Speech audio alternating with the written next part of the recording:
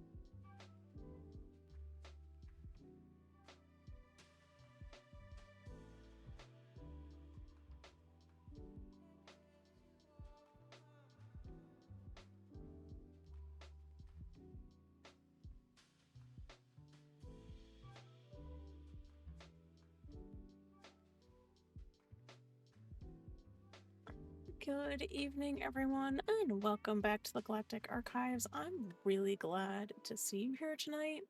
Tonight's reading continues Steps into the Past, chapters 12 and 13.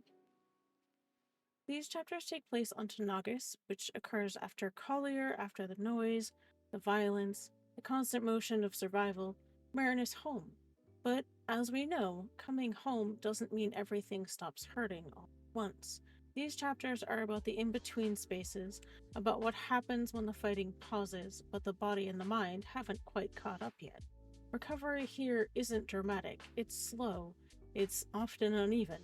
It's measured in breaths, in the meals that are finished, and how long someone can stand in the sunlight before needing to sit back down. You'll see a lot of quiet watchfulness in these chapters. Jared staying close without crowding Marin, Greer holding the perimeter without being seen, and Callista tending wounds that are as much memory as flesh. No one is trying to fix Marin here. They're making space for her to exist without being under threat for the first time in quite a while. If you're joining us live, feel free to settle in however you need. Grab a warm drink, adjust your lights. This isn't a high-intensity chapter set. It's meant to be read slowly. Let the pauses land. Let the silence breathe. As always, take care of yourselves while you're listening. If at any point you need to stop or step away, that's more than okay. The archive will be here when you come back. Alrighty. Also, Wraith, welcome back to the archives. Officially.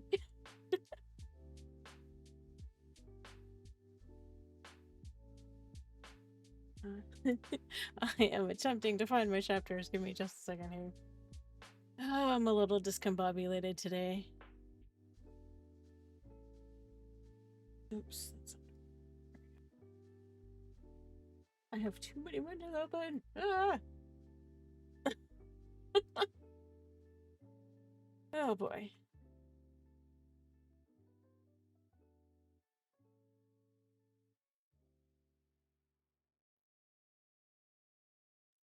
I know! I'm super excited about that. It's also doubly awesome because Friday is payday. So there we go. Forgot to turn on my other light.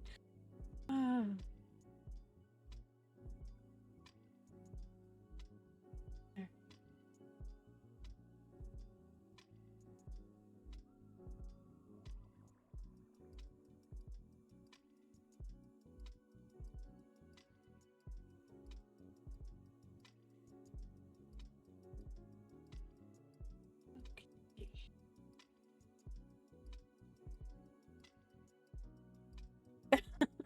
I know that feeling.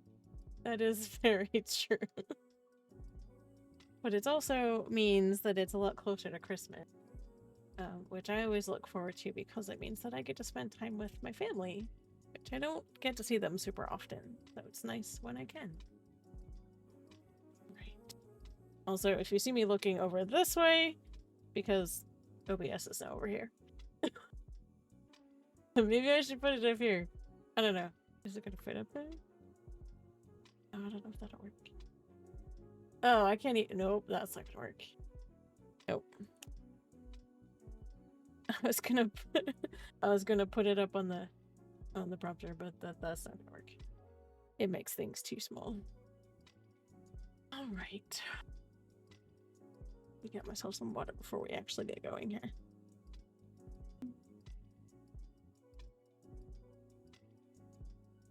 Also, for anybody who's curious, I have a very kind of Tanagis appropriate shirt on today. Gnarly tree. I try to dress appropriate to the stream when I can. So. Alright.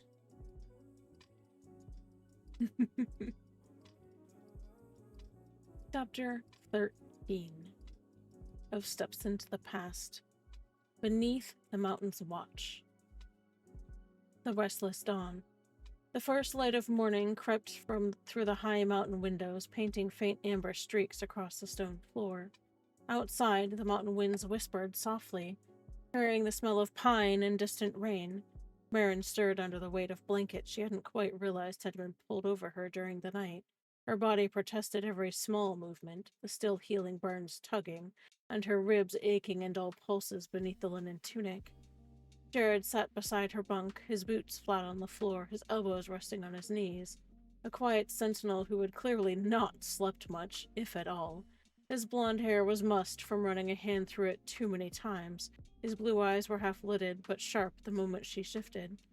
The force hummed faintly between them, his presence a steadying weight on the edge of her awareness, keeping nightmares from clawing too deep. She blinked at him, offering a faint, sheepish smile. You didn't have to stay all night.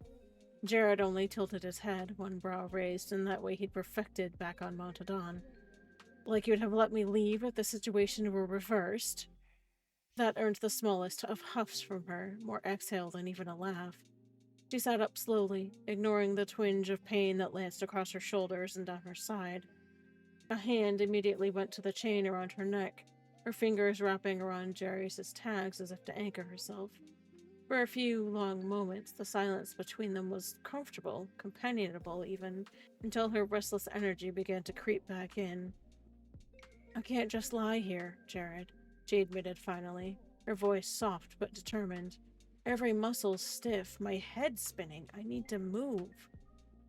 He leaned back, his arms folding across his chest, studying her with the kind of patience only a Jedi Knight could muster.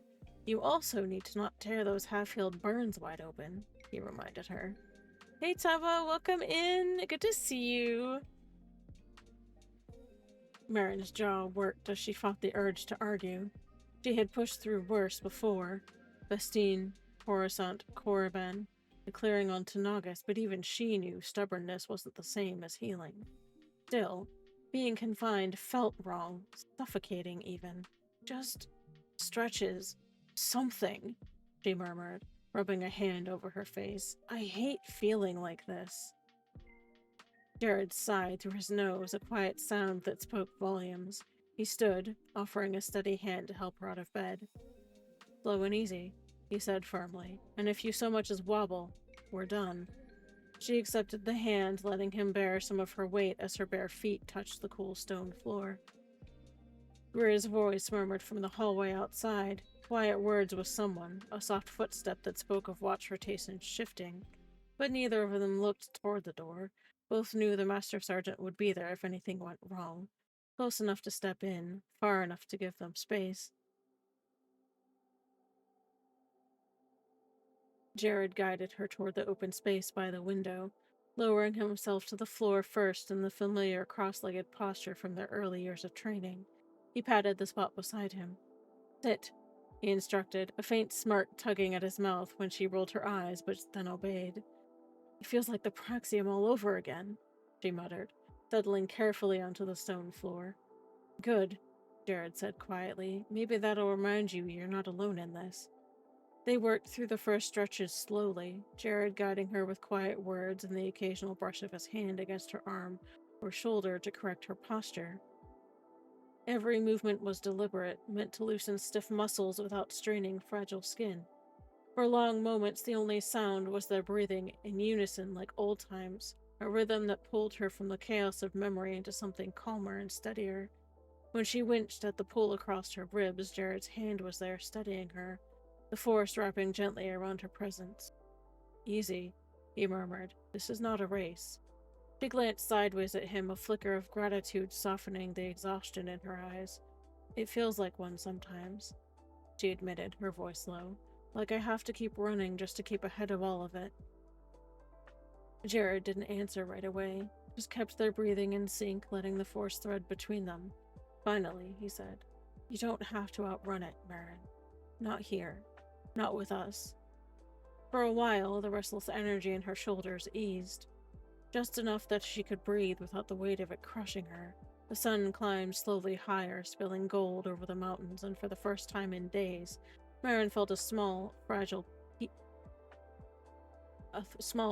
peace settle in her chest. Fix that. Sorry, grammar's being weird. Under a watchful hand.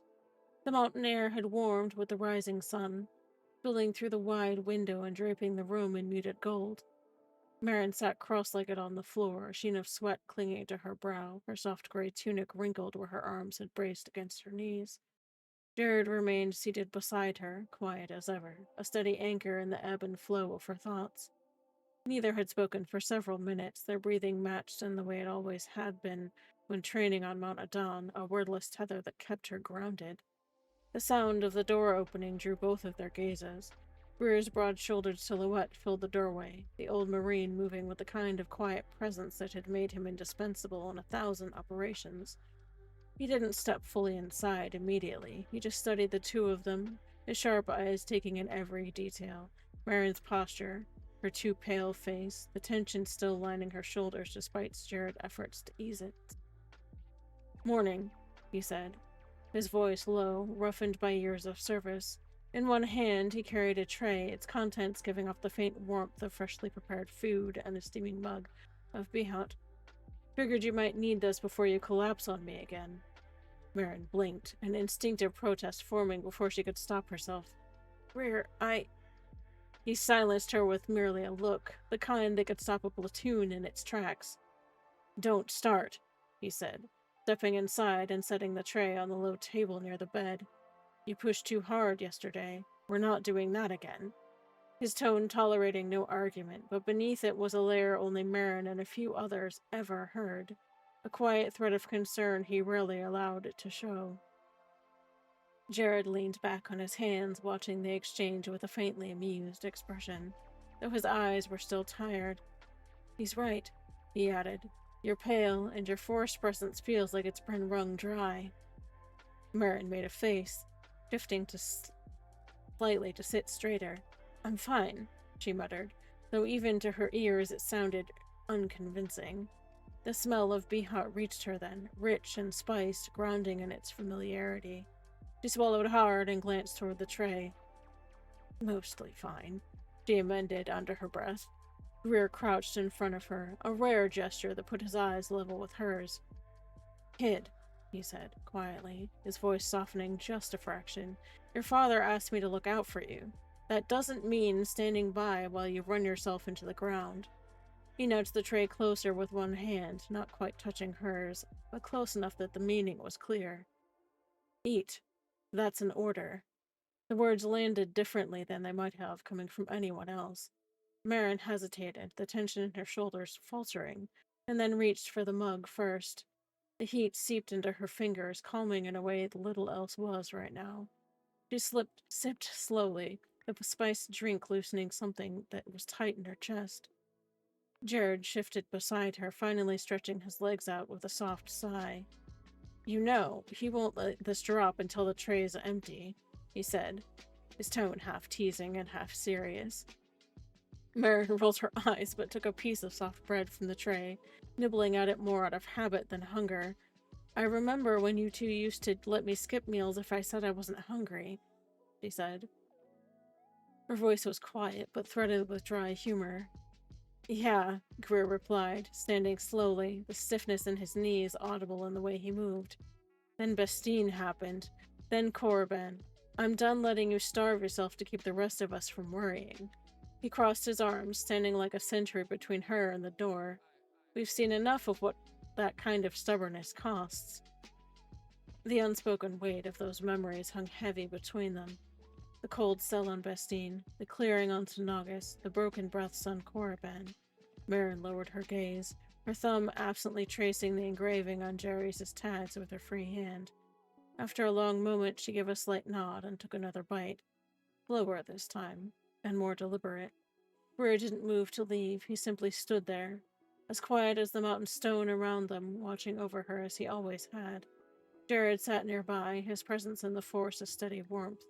Between the two of them, the gnawing edge of restlessness in Marin's chest eased, if only for now.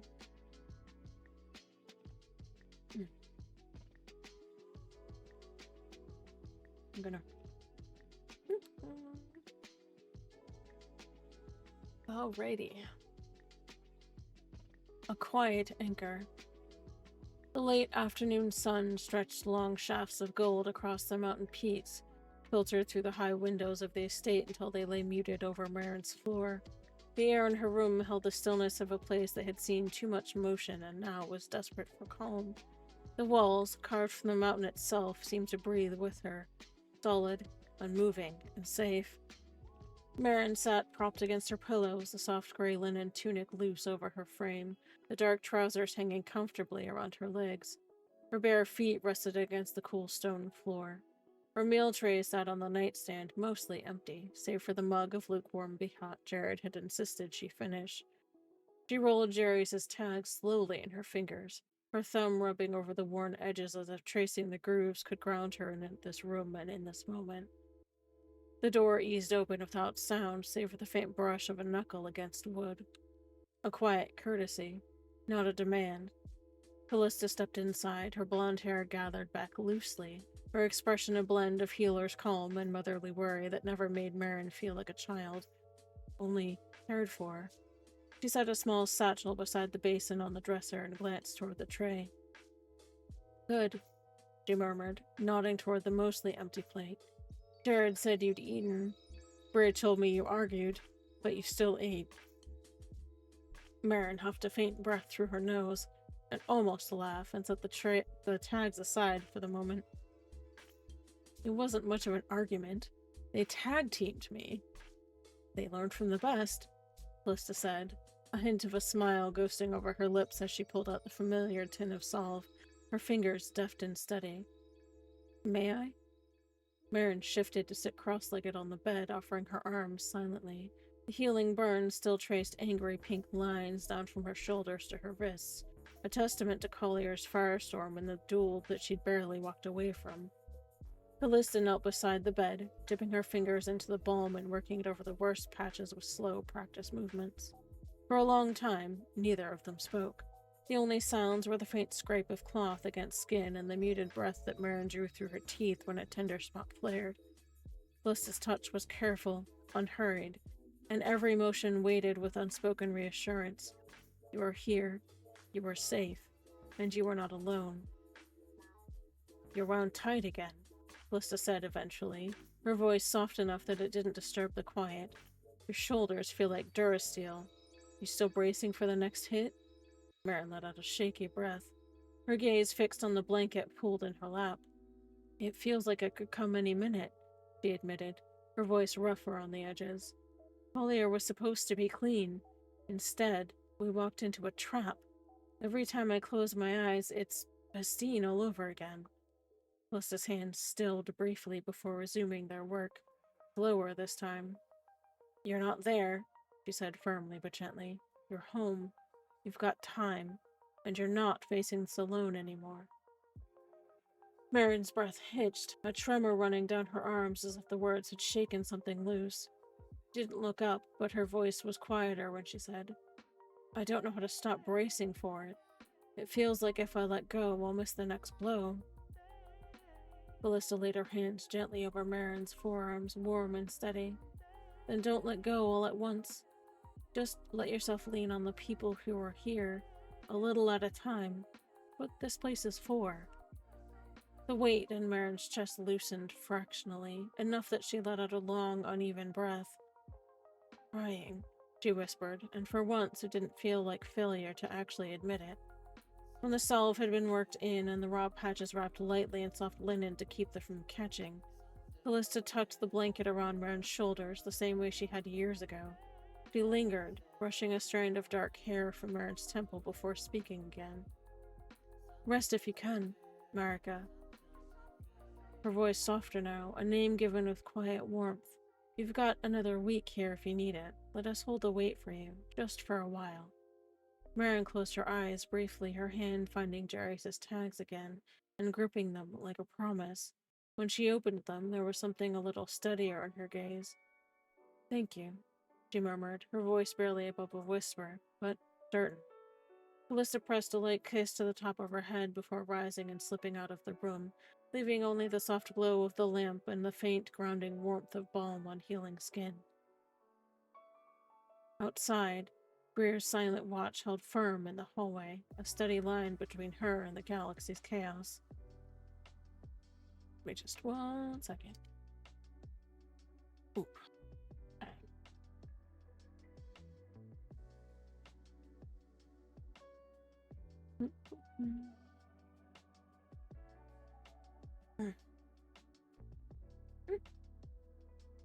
All right.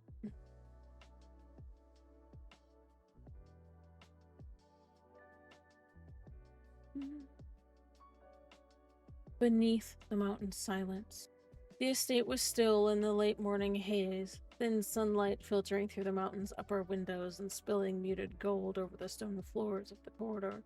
The air smelled faintly of wood smoke and the rich mineral tang of the rock face into which the Durza home had been built. Down in the hallways, the silence held steady, a silence that felt protective and deliberate, a layer of quiet drawn over Marin like a blanket while the rest of the world waited outside.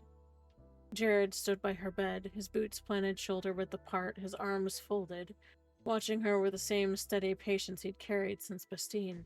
Since before, if he were being honest. His blue eyes followed every small motion she made, every careful shift as she eased herself upright, testing how much her ribs would tolerate. It had been 4 days since they'd returned, 4 days of forced rest, and though the deep burns and raw patches of skin had begun to knit under Bacta and Callista's salve, the stiffness was still there. The ache still lingered in her muscles where lightning had burned through more than just flesh. "You're restless," Jared said quietly. It wasn't a question. "We have an ad starting in about 4.5 minutes, my friend." Marin didn't look up from where she was sitting on the edge of the bed, her fingers gripping the mattress for balance. The soft gray tunic shifted as she drew one bare foot under her knee, careful and measured. "Feels like I've been lying here forever," she admitted, her voice low and rough.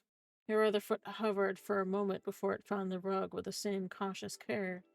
"I just need to see if I can still move the way I used to."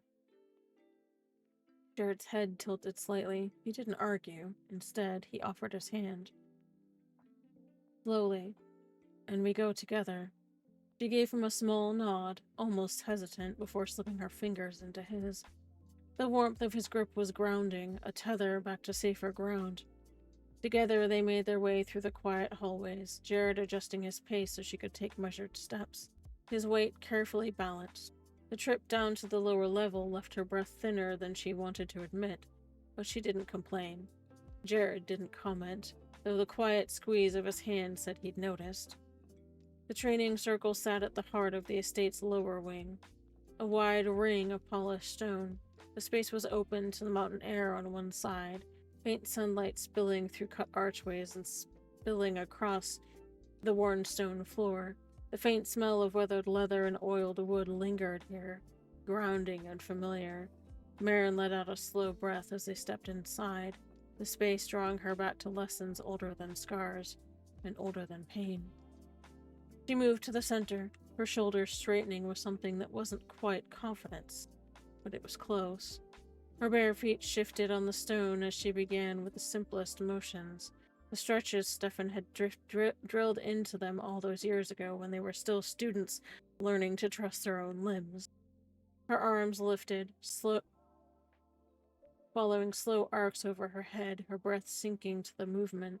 She immediately felt the pull along the healing burns on her side and the tremor in her left wrist where the tendons had been stressed before. But she kept her movements controlled, her breath low and steady, and her gaze locked on the floor to stay focused. Jared shadowed her steps from a short distance, his blue eyes never leaving her. "Ease into it," he reminded softly. "You've nothing to prove here." "I know." The words were quiet but true enough. Her movement slowed further, deliberately, as she shifted into the first kata. Her feet slid over the stone, her stance low, and her hands formed loose guard positions. She flowed from one pose to the next, but it wasn't the seamless dance it used to be. The motions were stiffer, tighter, and even a little uncertain. She closed her eyes briefly, willing herself not to get frustrated. "Good evening, Lord. Welcome in. It's good to see you." A muted scuff of boots drew her attention toward the doorway. Greer had posted himself just outside the circle, one shoulder resting against a support column, his expression unreadable beneath the brim of his field cap. He didn't intrude, he just watched, his arms folded, the set of his stance one of silent vigilance. It was the same stance he had taken outside her cabin door in Valkyrie, and beside her pod on the Werda after Bastine, a habit born of oath and instinct, one Marin had come to expect without ever asking for it. Jared shifted closer when she faltered slightly in the stance, his hand brushing her elbow in quiet support. "Balance," he murmured, his tone patient and steady. "Breathe. Let it come back in its own time." Marin exhaled sharply through her nose, grounding herself, letting his words and his quiet presence anchor her again. She tried the motion once more, slower this time, trusting the muscle memory beneath the ache, and trusting that her body hadn't forgotten how to move. It just needed the time to remember.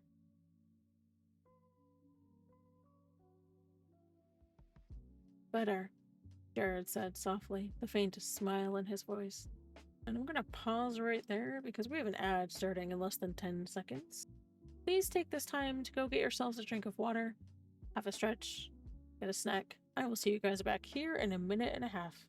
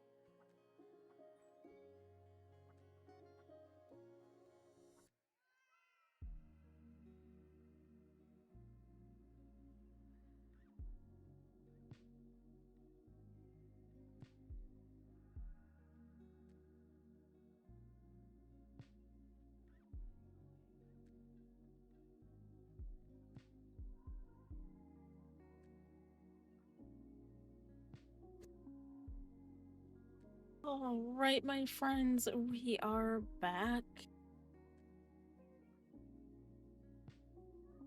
You guys took the opportunity to actually go get a snack or a drink of water. That's what those breaks are for, in my opinion. Alright.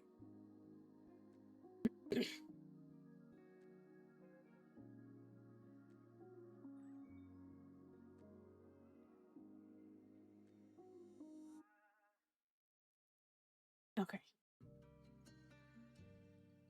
A healer's quiet call. Marin stood in the circle, her breath a little ragged, the sweat on her forehead catching in the muted sunlight that slipped through the carved stone archways. Her bare feet shifted silently over the polished floor as she finished the last slow form, a deliberate kata that pulled gently at stiff muscles and left a faint ache in her ribs. She stayed in the final stance for a moment longer. Whoops. I passed it. Whoops. Hi. Let me back up. I skipped a couple paragraphs. Greer's gaze shifted fractionally, a silent acknowledgement of progress. He stayed where he was, giving her the space she needed while marking every tremor in her stance, every subtle sway that spoke of lingering weakness.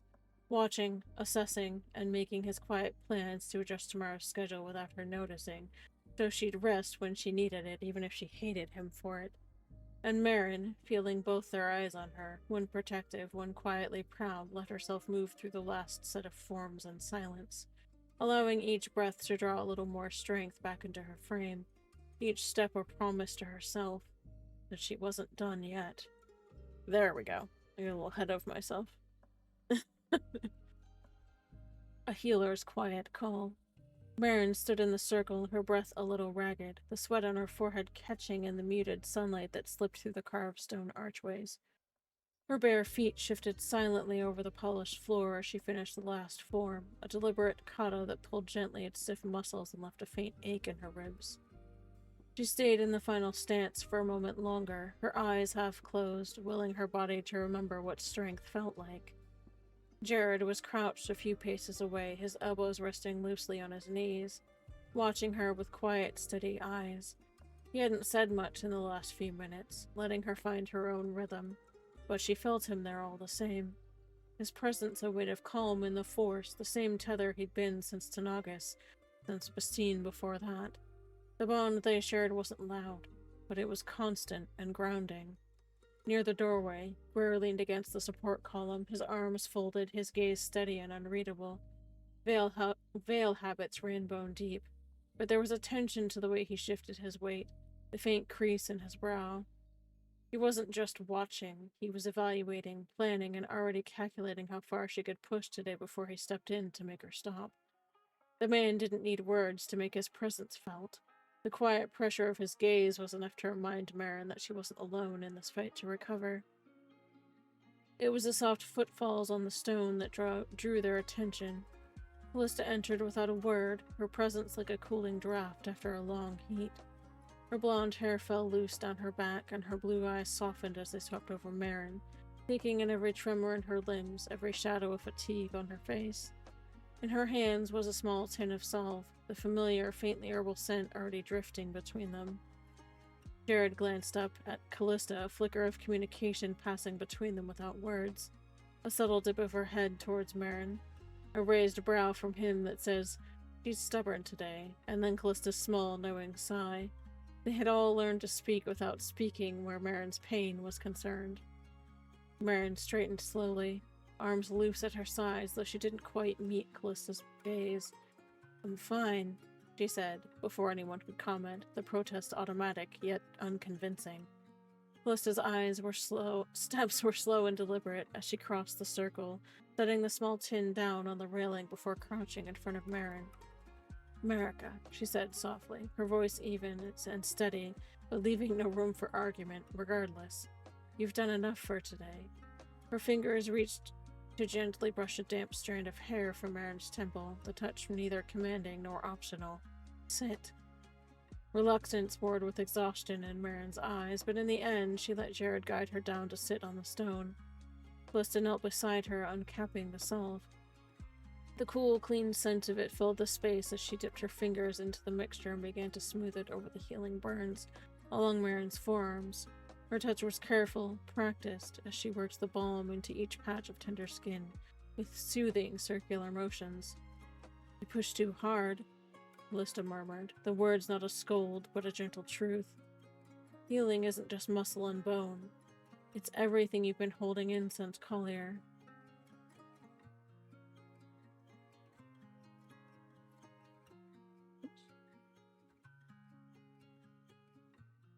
Marin swallowed hard, her gaze dropping to her hands clasped in her lap.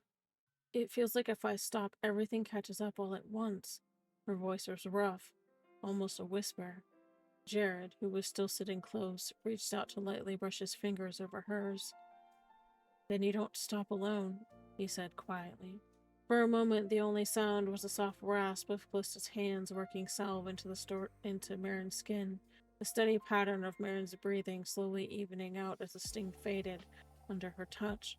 She closed her eyes briefly, letting the calm of the moment seep in, the warmth of Jared's presence, the quiet, unshakable watchfulness from Greer at the door, and Callista's patient hands easing pain without asking anything in return. When Callista had finished with her arms, she set the tin aside and cupped Marin's cheek in one cool, salve-scented palm, lifting her head until her blue eyes met blue. You don't have to fight every battle today, Sierra, she said softly. Some days surviving is enough. Marin nodded, the tightness in her chest easing just a little.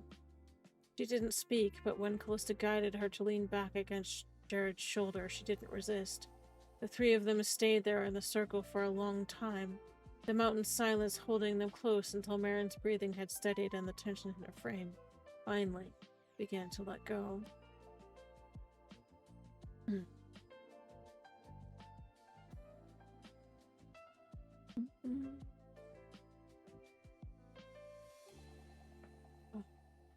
Rusty Tool's keeping me honest over here.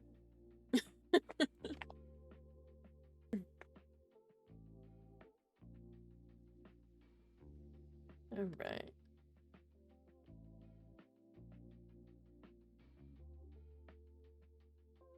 Under shared vigilance. The hearth crackled softly, the flames licking at old ironwood logs and casting the room in a steady amber glow.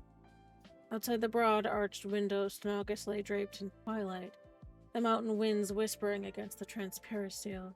The estate was quiet, the kind of silence that came with distance from warships and comm traffic, broken only by the occasional murmur of low voices from the hall outside. Marin sat curled in one of the deep chairs near the fire, her knees drawn up slightly, a blanket tucked loosely over her lap. She'd eaten. Greer had seen to that. Making sure that Vex stood there like a sentry until she had finished every last bite. But the effort of it, even as simple as the meal had been, left her looking weary again.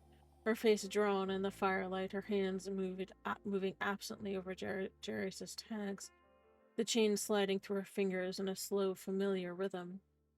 Jared sat on the low couch nearby, his posture relaxed, but his eyes sharp, watching her the way only someone who knew her silences could. The force shimmered faintly around him, his quiet presence a steady anchor, ready to lend calm if she needed it, but never pushing.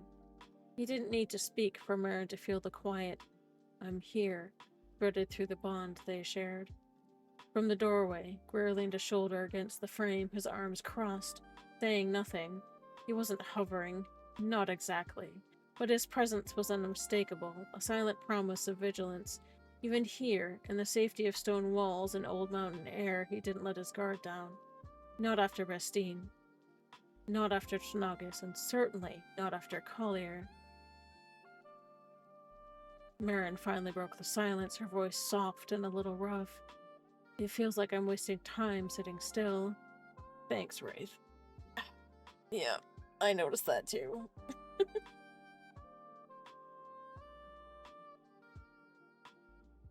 Why the posture check is only 100 points? Because you use it all the time. Why I made it so cheap.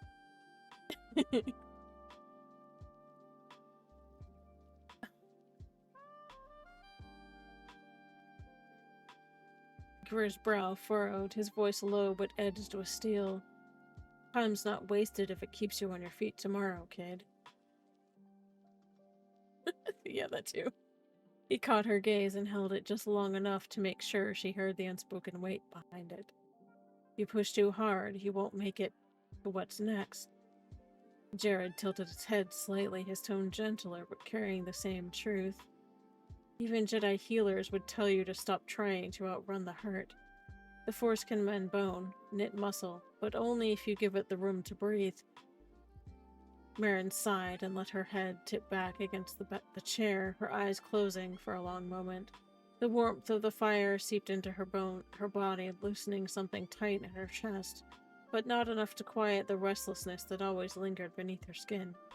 It was in her nature to move, to fight, to do. Sitting still felt like failure. When she opened her eyes again, Jared was still watching her, a faint crease between his brows that reminded her of Master Card during her days at Mont Adam.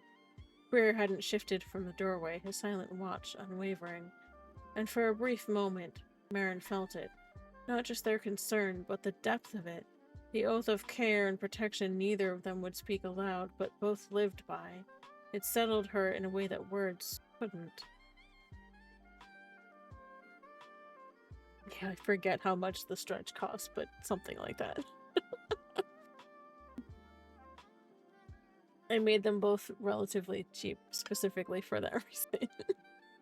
Because they get used a lot.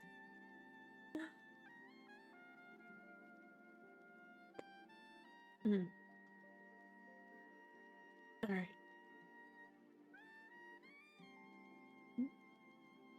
Okay.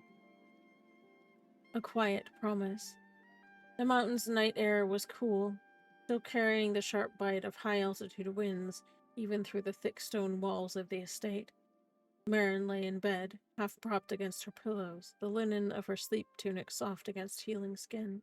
The blanket was light but warm, smelling faintly of wood smoke and sun-dried fabric. Despite exhaustion dragging at her bones, sleep wouldn't come easily. Every time she closed her eyes, flashes of Collier broke through. The electric burn of lightning through her armor, the press of hostile intent in the force, and the knowledge that 30 Deathwatch commandos hadn't been there by chance. Jared sat on the floor beside her bunk, close enough that she could feel the steady rhythm of his presence through the force. He leaned back against the wall, one knee drawn up, his arms loosely draped over it, his other hand resting near hers where it dangled off the edge of the mattress. His voice was quiet when he finally spoke. "You're not wasting anyone's time by resting, Marin," he said, his eyes on the floor, his words calm but certain. "Not mine, not Greer's, definitely not Ethan's. We're here because you've been carrying too much for too long." Marin let out a long breath, her fingers twisting the edge of the blanket. "If I stop, it feels like everything I've been holding back hits all at once." Jared turned his head, his blue eyes catching hers in the dim light.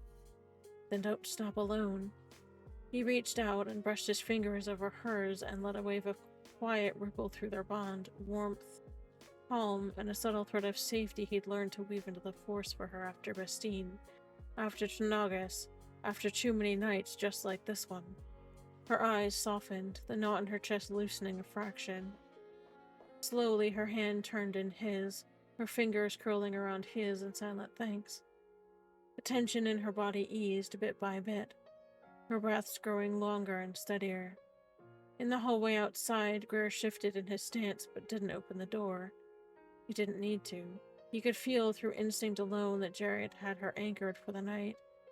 The old Marine settled back, his eyes on the dimly lit corridor, his hand resting near his sidearm. He wouldn't relinquish the watch until dawn.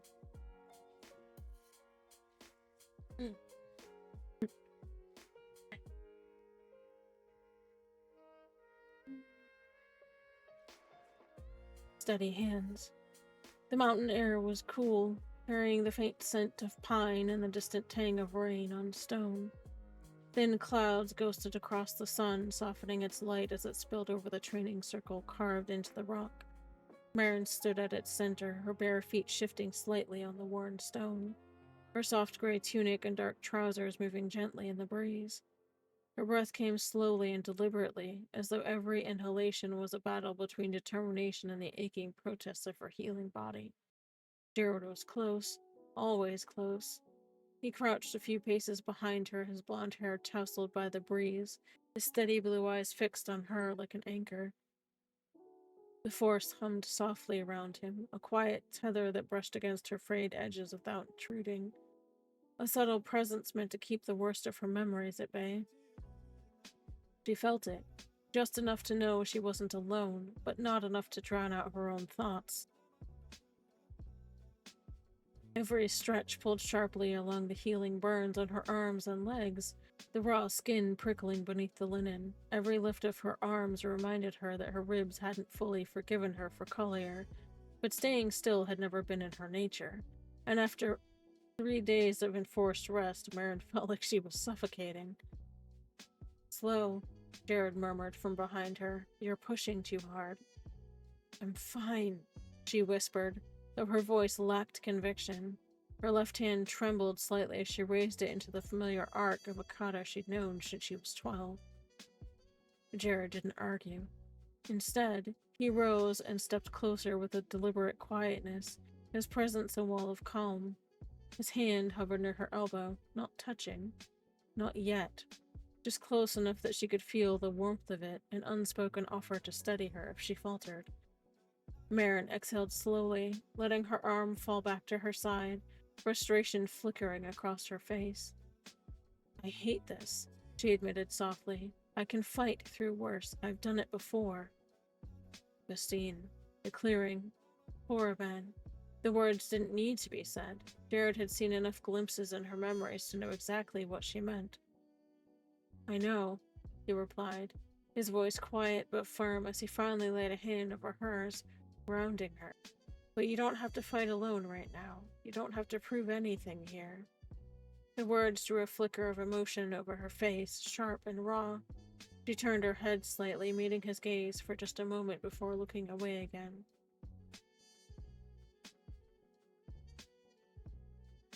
It feels like if I stop moving, the memories will catch up, she confessed, her voice barely above a whisper. Jared didn't let go of her hand. Instead, he drew on the force, wrapping them both in a quiet, steadying presence.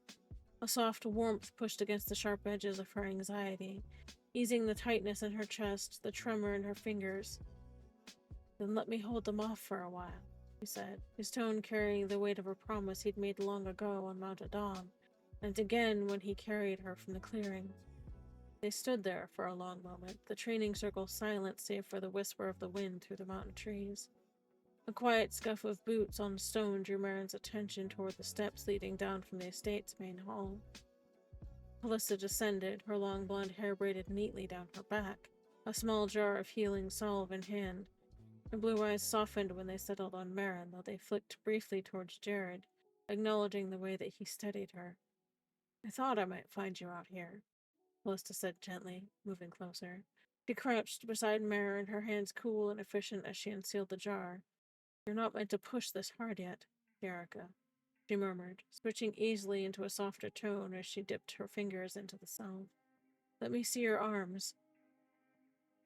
Marin hesitated only a moment before holding them out. The linen sleeves had bunched up around her elbows, revealing the mottled, healing burns on the thin scabs where the shattered visor, transparent steel, had embedded itself in her skin. Hi, G-Train! You snuck in when I wasn't looking! Foster check? Okay. You guys are so good at taking care of me. Oh, I have a good word for that. Hi, G-Train! Give me 1 second, and I will get you your vocabulary and your posture check, actually.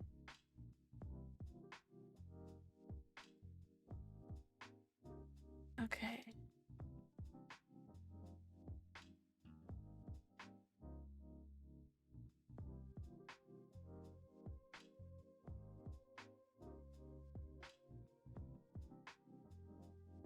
Right.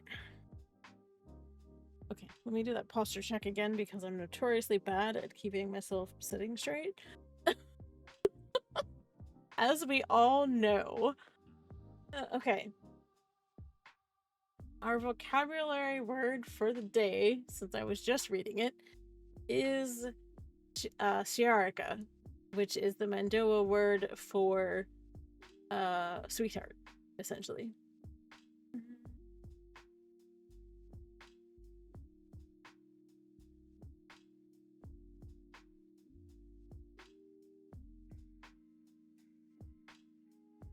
There's your word for the day.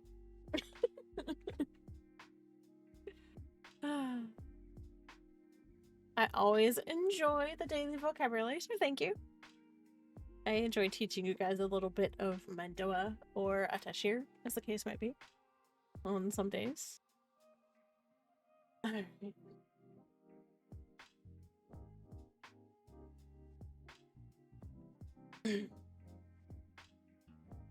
Callista's touch was firm but soothing as she worked, the salve cool and smelling faintly of herbs that reminded Marin of old campfires on Tanagis, of nights when Jarius and Ethan had quietly kept watch under the stars. It looks better than yesterday, Callista said softly, meeting Marin's gaze with a look that carried quiet pride and unspoken worry in equal measure. But you're still raw, and you need to give yourself time. Marin swallowed hard, glancing between both of them before murmuring, "Time isn't something I seem to have much of anymore." Jared squeezed her hand slightly, his voice low and steady. "You have right now. Let that be enough." The three of them stayed in the circle, the mountain winds tugging gently at their clothes, silence stretching long, but it wasn't empty. For the first time in days, Marin felt some of the tension ease from her shoulders, not because the memories were gone, but because she wasn't carrying them alone.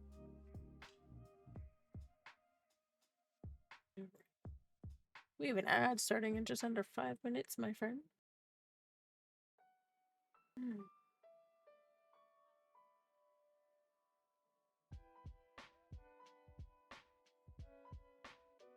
Quiet lines of watch. The night air was cool, the moonlight spilling across the mountain's jagged ridges like pale silk. Down below, the forest stretched dark and endless, a living sea that breathed and whispered under the stars. The Durza estate clung to the mountainside like an old sentinel, its Durasteel bones silent, its windows glowing faintly with the soft light of a home holding vigil.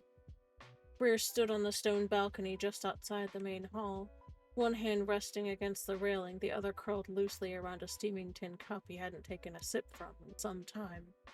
His dark gray eyes scanned the slopes below, not really seeing the trees so much as tracing invisible lines of threat and approach, habits born of long campaigns. 6 days since Collier, 3 days since they'd brought Marin home, and not a breath of his unease had faded. He didn't turn when he heard Ethan's quiet footsteps behind him. He didn't need to. Years of working together under Veil Protocol meant he could sense the man coming before the door even opened. A solid, grounded presence that anchored every space he walked into. Ethan stepped up beside him, his brown eyes shadowed, his own mug in hand, the faint silver in his hair catching moonlight. For a long moment they stood in silence, the weight of shared understanding hanging between them heavier than any words could match. Finally, Greer set his mug down on the railing with a muted clink. "She ate," he said quietly, his voice low enough not to carry back into the house where Marin was resting. Jared made Criffing sure of that.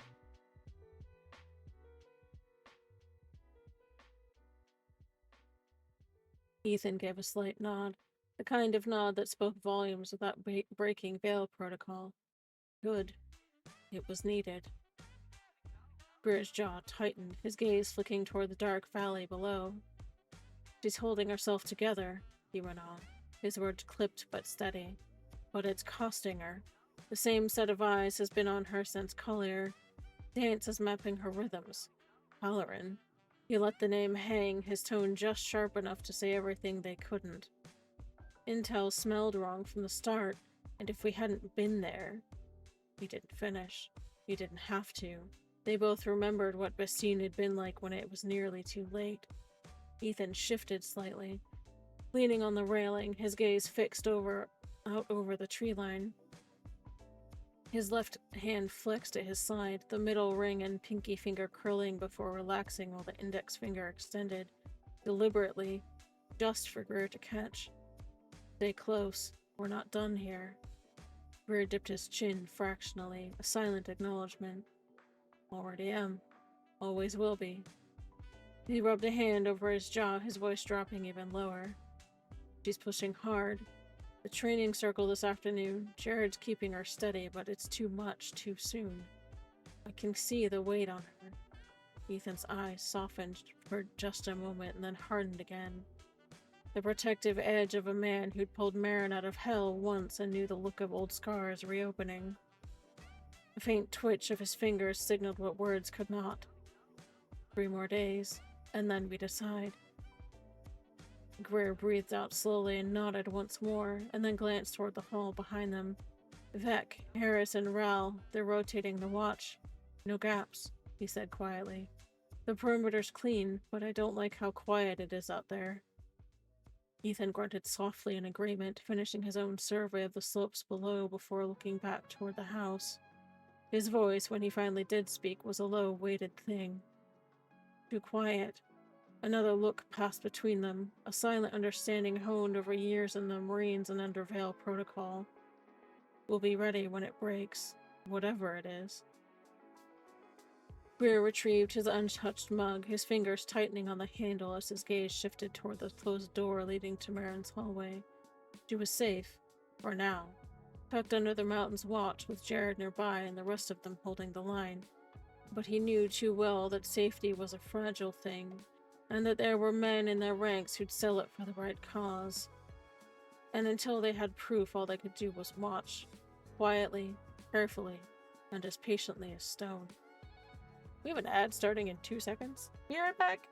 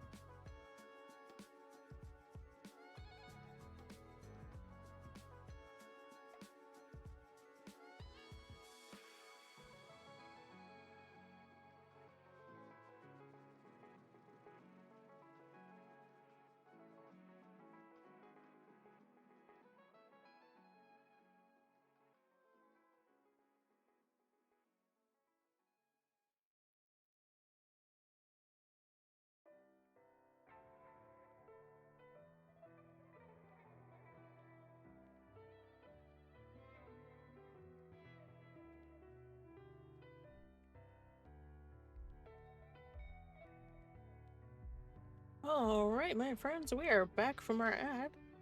Hope you actually took the time to get yourself a drink of water or a snack. That's what I did. It's important.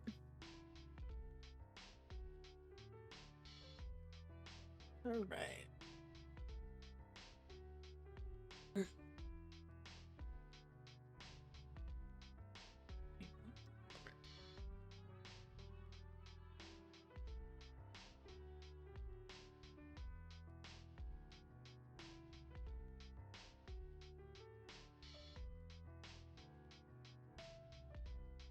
Okay. Under thin light, The mountains breathed in silence as night settled over the desert estate. The cool air carried the faint, clean scent of pine and stone, whispering down from the high ridges like an old lullaby. Lights from within the carved stone walls of the house spilled only faintly onto the terrace, leaving the stars to reign overhead in their sharp brilliance. It was quiet enough that Marin could hear the distant rush of a stream cutting through the valley far below, steady and soft, a rhythm older than any of them. She shouldn't have been out here. Not really. Lista had made that clear enough when she checked her burns earlier. Her healer's hands firm but careful, her tone even as she reminded Marin that rest was still what her body needed most. But no amount of soft sheets or soothing salve could still the unease that gnawed at her chest. 6 days since Collier. 3 since coming home, and the replay of that duel, the sheer violence of it hadn't stopped clawing its way into her dreams, even into her waking hours. Her hands still tingled faintly as if the lightning hadn't entirely left her skin. She thought maybe stepping out beneath the open sky would help her breathe again. Marin drew her knees up as she sat on the low stone wall edging the terrace, the soft gray tunic hanging loosely on her shoulders, the sleeves bunched around her forearms. Her bare feet rested against the smooth flagstones, the night air cool against her skin. Darius's tags rested in her palm, her thumb brushing over the worn engraving again and again, the motion serving as an anchor. She stared out at the dark ridgelines below. She swallowed hard, pulling a slow breath into her lungs, but it felt thin and frayed at the edges. Behind her, the sliding door opened just enough to let a thread of light spill onto the terrace. She didn't turn, already knowing who it was by the sound of boots barely scuffing the stone, a presence she could always sense before he spoke. Jared stayed near the doorway for a beat, letting the silence stretch as though gauging whether she wanted him any closer. When she didn't move, he came to stand a step or two away, his arms folded loosely across his chest, his gaze scanning the night horizon before settling quietly on her. Couldn't sleep again? His voice was low, careful, but not tentative. It was Jared's tone, the one he used when he wanted her to know he was here without pushing. Marin drew a breath and let it out softly. Sleep comes and goes. She glanced down at her hands, flexing them as if testing the memory of the fight. When it does, it's worse than staying awake. There we go. Jared shifted, lowering himself onto the wall beside her, leaving a small space but close enough that his shoulder brushed hers when the night breeze moved them. He glanced at her hands and then up to her face. Is it the same dream? Not a dream. Her voice was rougher than she intended, so she tried again, softer this time. Not really. It's just there. That fight. Like I'm still there every time I close my eyes. Marin's fingers tightened on the tags until the edge of one dug into her palm. She knew exactly where to push, exactly how to make it hurt. I could feel every thought of hers pressing against me every time she tried to drag me under with that lightning. And for a while, I thought she'd win. She shook her head sharply, as if she could throw the memory off like dust clinging to her skin. Even now, it feels like she's still trying to. Jared stayed quiet for a long moment, his gaze distant but focused on her at the same time. And then softly he said, Marin, you're here. She's not. That matters. I know, she admitted, though it sounded more like a protest, but it felt too much like Bastine, like Khoristan, like Korriban. It's always the same, always something waiting to drag me down and strip everything away. Her voice hitched slightly, but she pressed on. I thought Collier was just another op, training and then assisting the colony. We didn't know. She swallowed, forcing the words out. We didn't know they'd have someone like her there. We didn't know she'd see me and go straight for the kill, and I couldn't— Her voice cracked and she bit down hard on the inside of her cheek. I couldn't stop it from feeling like before. Jared's hand shifted slightly, a subtle movement as if he were testing whether to reach for hers. When she didn't flinch, he laid his palm over her clenched fist, steadying her grip on the tags. I wasn't on, Collier, he said quietly, his voice steady but laced with something heavier. but I've seen what they leave behind. Bastine, Tanagis, even after Korriban, I know what this does to you.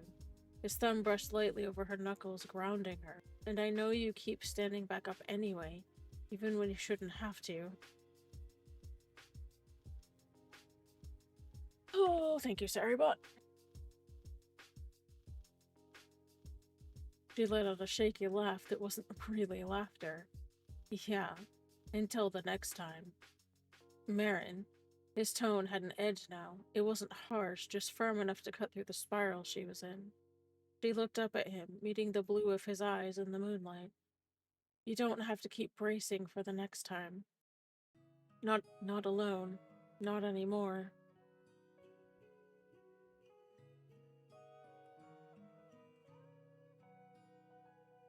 There we go. Accidentally hit the arrow key. Whoops.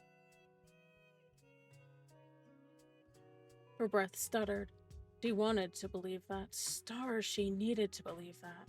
Her free hand twitched as if to reach for him, and then hesitated. Jared closed the gap himself, sliding an arm around her shoulders gently, but unwavering. She stiffened for a heartbeat and then melted into the contact, letting her forehead rest against his shoulder. The steady warmth of him was real, something solid to hold on to while the echoes of lightning and screams finally faded to whispers in the back of her mind. They sat like that for a long while, the only sound the soft wind over the stone terrace and the faint clink of Jairus' tags as Marin's grip slowly eased. At last, Jared spoke again, his voice low and sure. We'll figure out why Collier happened. We'll figure out why they keep coming for you. And next time, you won't face it alone. Marin drew in a breath that didn't feel so thin anymore and let it out slowly. Promise? Promise. He tightened his arm briefly around her shoulders. And I don't make promises that I can't keep.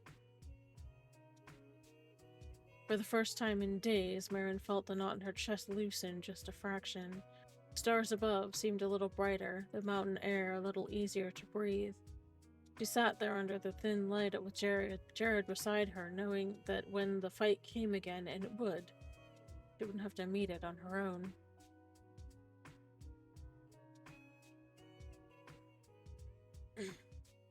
Oh, we are nearing the end of chapter 12. Okay. Oh my gosh, I'm totally reading the wrong chapter.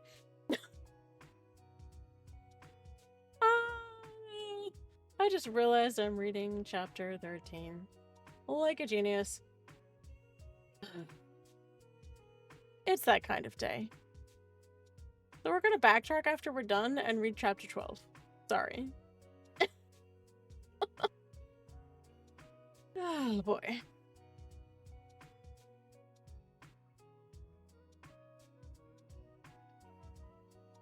It is unavoidable. It is your destiny. Precisely.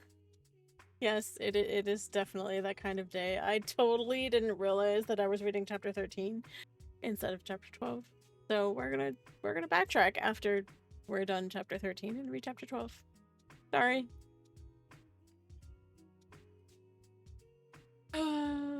Like I said, it's that kind of day. So it might seem a little disjointed, I'm sorry. Oh, I was apparently not paying all that attention when I was arranging my tabs in Chrome. Fractured map. The war room was quiet when Jared slipped in, closing the heavy Durasteel door behind him with deliberate care. The walls of the chamber seemed to hold the weight of years, carved into the mountain, lined with ancient Katani stonework, polished ironwood from Tanagis' forest framing the recessed holo projectors and worn briefing table. It was a room built for strategy, for quiet decisions made beneath the surface of the galaxy's noise. Today, it felt heavier than usual, kind of heaviness that Jared had come to associate with truths no one wanted to speak aloud. Ethan stood at the head of the main table, a broad-shouldered silhouette outlined in the soft glow of a hovering holomap.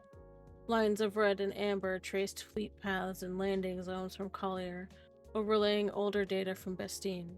A ghost image in pale blue, flickering faintly in the background. Greer leaned over the table, one forearm braced against it, his other hand tapping in short, precise bursts on the console edge.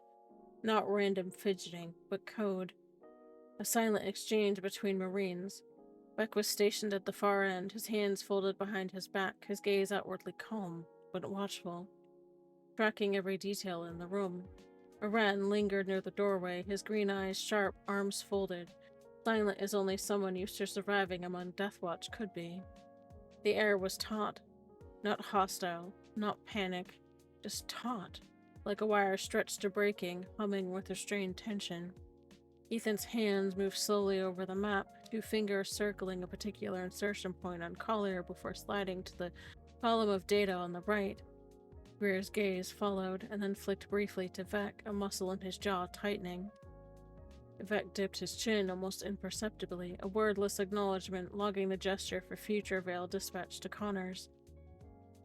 Jared remained near the wall, keeping still, the force a low, steady hum in his senses. He didn't need to press far to feel the weight in the room. Not just the tension, the memory. His own, Bastine's aftermath. Though he'd not been there to see it firsthand, and Marin's bleeding into him over days of shared silence since Collier. He didn't ask for it. He didn't really need to. Fragments found him anyway. Dark corridors, a cell stinking of blood and metal, needles glinting under cold light, the crushing weight of helplessness, and then Ethan's arms carrying her out, the muted pulse of life barely there in his hands. Greer and Callista flanking them with grim, hollow faces. Jared had only seen the echoes, but they were more than enough. Now they were staring at another pattern that smelled the same. Too close and too deliberate.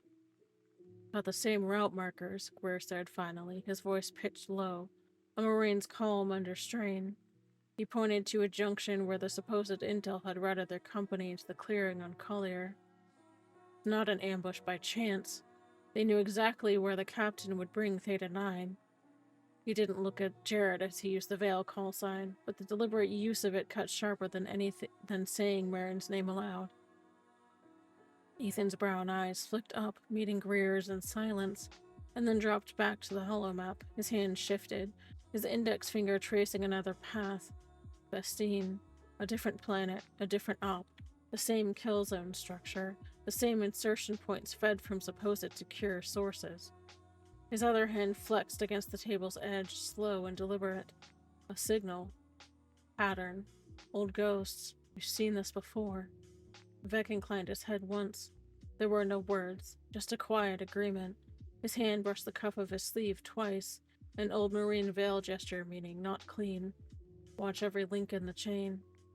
Aran finally broke a silence, his voice gravelly, edged with an old bitterness only time in Karatsad ranks could leave. That's not random Deathwatch. That's one of theirs running Marine channels and feeding you... Hold on. That's not random Deathwatch. That's one of theirs running Marine channels and feeding you placement data like that. It's not a grunt on the ground. That's someone higher. Someone who knows how to make a trap look like an opportunity. His eyes were hard when they met Ethan's. I've seen it before. On Mandalore. On Tanagis. He paused. They don't waste assets on chance encounters. They knew Theta 9 would be there. Jared's hands curled slowly into fists at his sides, not from what Aran said, but from the flicker of Marin's memories brushing his mind. The stench of that Bastine cell, the needles under her jaw, that frozen, numb silence that not even Ethan's steady hands could fully thaw. He swallowed hard and made himself breathe slowly, deeply, grounding himself the way Stefan had taught him years ago on Mount Adon. Then why not finish it on Collier, he asked finally, his voice quiet but steady, if that's what they wanted. Aran shook his head. Not clean enough. They wanted her exposed, wanted the story to travel. His mouth twisted into something like disgust. Half their game is psychological, the other half's propaganda. A Jedi or Marine marked? That's worth more than just a body on the field. Greer's eyes flicked to Ethan, then to Jared. He tapped two knuckles lightly on the table. A veil signal meaning, we can't speak more here. And then aloud, in his usual gruff calm, he said, we'll send a full after-action report to Connors. Locked veil. Maybe it's nothing. His eyes said the opposite. Ethan's reply was slow and deliberate. And maybe we stopped giving them clean shots at her. His gaze settled on the map one last time, and then he flicked a command through the console. The red traces of Collier vanishing, leaving only the cold blue outline of Bastien's data behind. His lips pressed into a thin line as if holding back words he couldn't risk saying. He looked at Vec, then Greer, and then Aran. We keep eyes on everything moving forward, every channel, every op, quietly, carefully. He paused. We don't let her walk into another one blind. Vec's only response was a single slow nod. Greer's was a hand closing into a fist against the table, a Marin's silent oath. Jared stayed by the wall, silent, but the force around him rippled faintly, as if responding to his resolve. Whatever lay ahead, he would not let Marin face it alone. Not another Bastien, not another Collier. I'll have to go back and read chapter 12. Because I was not paying attention.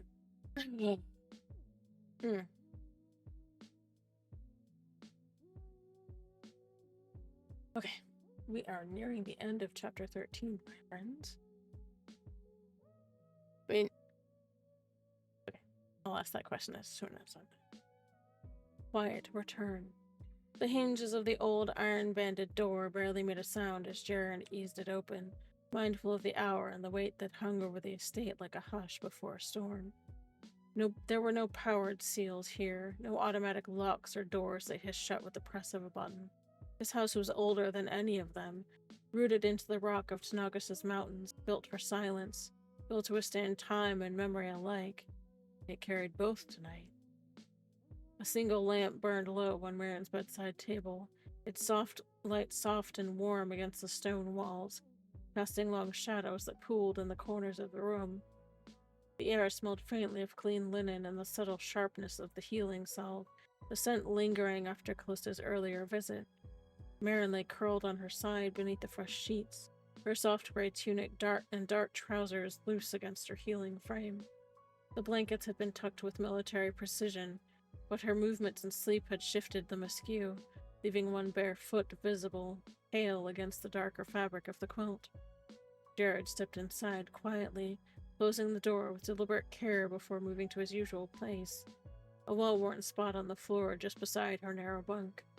The old rug there carried his weight soundlessly as he lowered himself down, sitting cross-legged, his back leaning lightly against the edge of the bed frame. His presence was unobtrusive but deliberate, a sentinel stillness honed over years of shared silence and wordless oaths. He studied her for a long moment, noting the faint tension in her forehead, the way her hands clutched at the sheet even in sleep. The fight on Collier lingered in her body as much as in her mind.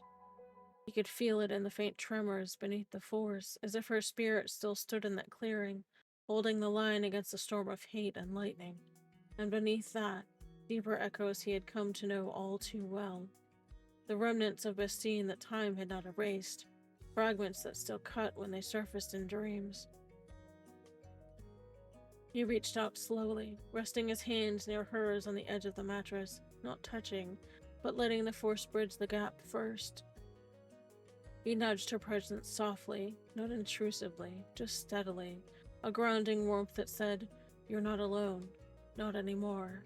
He felt her stir faintly, her breathing hitch before evening out, the tension easing by degrees as his quiet calm reached her. A whisper escaped her lips, barely audible in the stillness. Jared? Half dreamed, half anchored, as if her mind wasn't sure whether he was really there. "I'm here," he murmured, his voice pitched low and steady as bedrock. "You're safe, Marin." Her fingers loosened their grip on the sheet, brushing against his knuckles before settling over his hand. He let her, offering that quiet tether without question, without condition. He didn't push deeper into her thoughts. He never did unless she reached for him first. But he kept his own presence a shield, soft and unyielding against whatever memories might claw at her tonight. Minutes passed like that, silent save for the distant sigh of the mountain wind through the narrow window, the occasional creak of the stone settling, Somewhere beyond their room, he felt the muted, disciplined hum of Gur's presence in the hall. A Marine on watch, even in the near darkness. Beyond that, the faint flickers of Vec, Harris, and Raoul stationed like sentinels through the estate. Their wordless oath, a net of protection no one outside the veil could pierce. Marin's breathing deepened as sleep pulled her closer again. But her grip stayed on his hand this time, as if refusing to drift alone. Jared glanced at the lamp, considering extinguishing it, but he left it burning low. Shadows were bad company when memories ran this deep. He shifted only enough to brace his back more comfortably against the bed frame, closing his eyes as he settled in for another long watch. He could always rest later. For now, his presence was enough, a quiet anchor against the weight of silence and fractured thread, and neither of them was ready to speak aloud. You may walk through darkness, but you do not walk alone. The teachings of Master Stefan Card, Maxim 10. There are moments when strength is not measured by endurance, but by presence. Darkness does not always recede because it is fought. Sometimes it loosens its grip because someone stays. Recovery begins not when the danger ends, but when the burden is no longer carried in isolation. To be watched without being controlled, guarded without being confined, is how trust is rebuilt, and how the path forward opens quietly again. That is the end of chapter 13. So my question to you guys, since I messed up and read the wrong chapter first, would you like me to go back and read chapter 12? As I should have done when I started stream this evening. I'm having one of those days, apparently. So, I can go back and read chapter 12, or I can read chapter 14. I mean, what do you guys think? We also have an ad starting in 4 minutes and 17 seconds.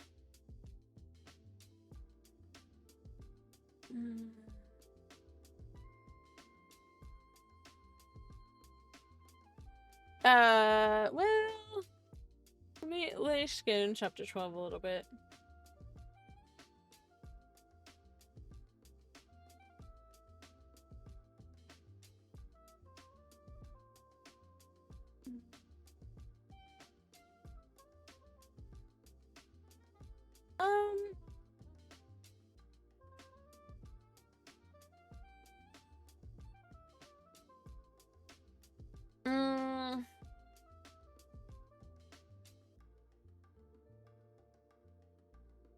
I don't think that it will. It's kind of along the same lines as chapter 13, but it covers a lot of the same stuff. I just messed up and read chapter 13 first. Like a noob. It's been a day. Oh, let me preface this all by saying we are backing up, and we're going to read chapter 12 now instead of chapter 13 because I messed up and read chapter 13 first. So, this is chapter 12, just so everybody knows. We have an ad starting in 3 minutes or 2 minutes and 46 seconds. I can read. Oh, that's what happens when I don't arrange my tabs correctly. Okay.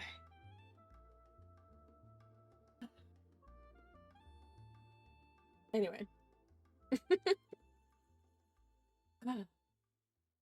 Chapter 12.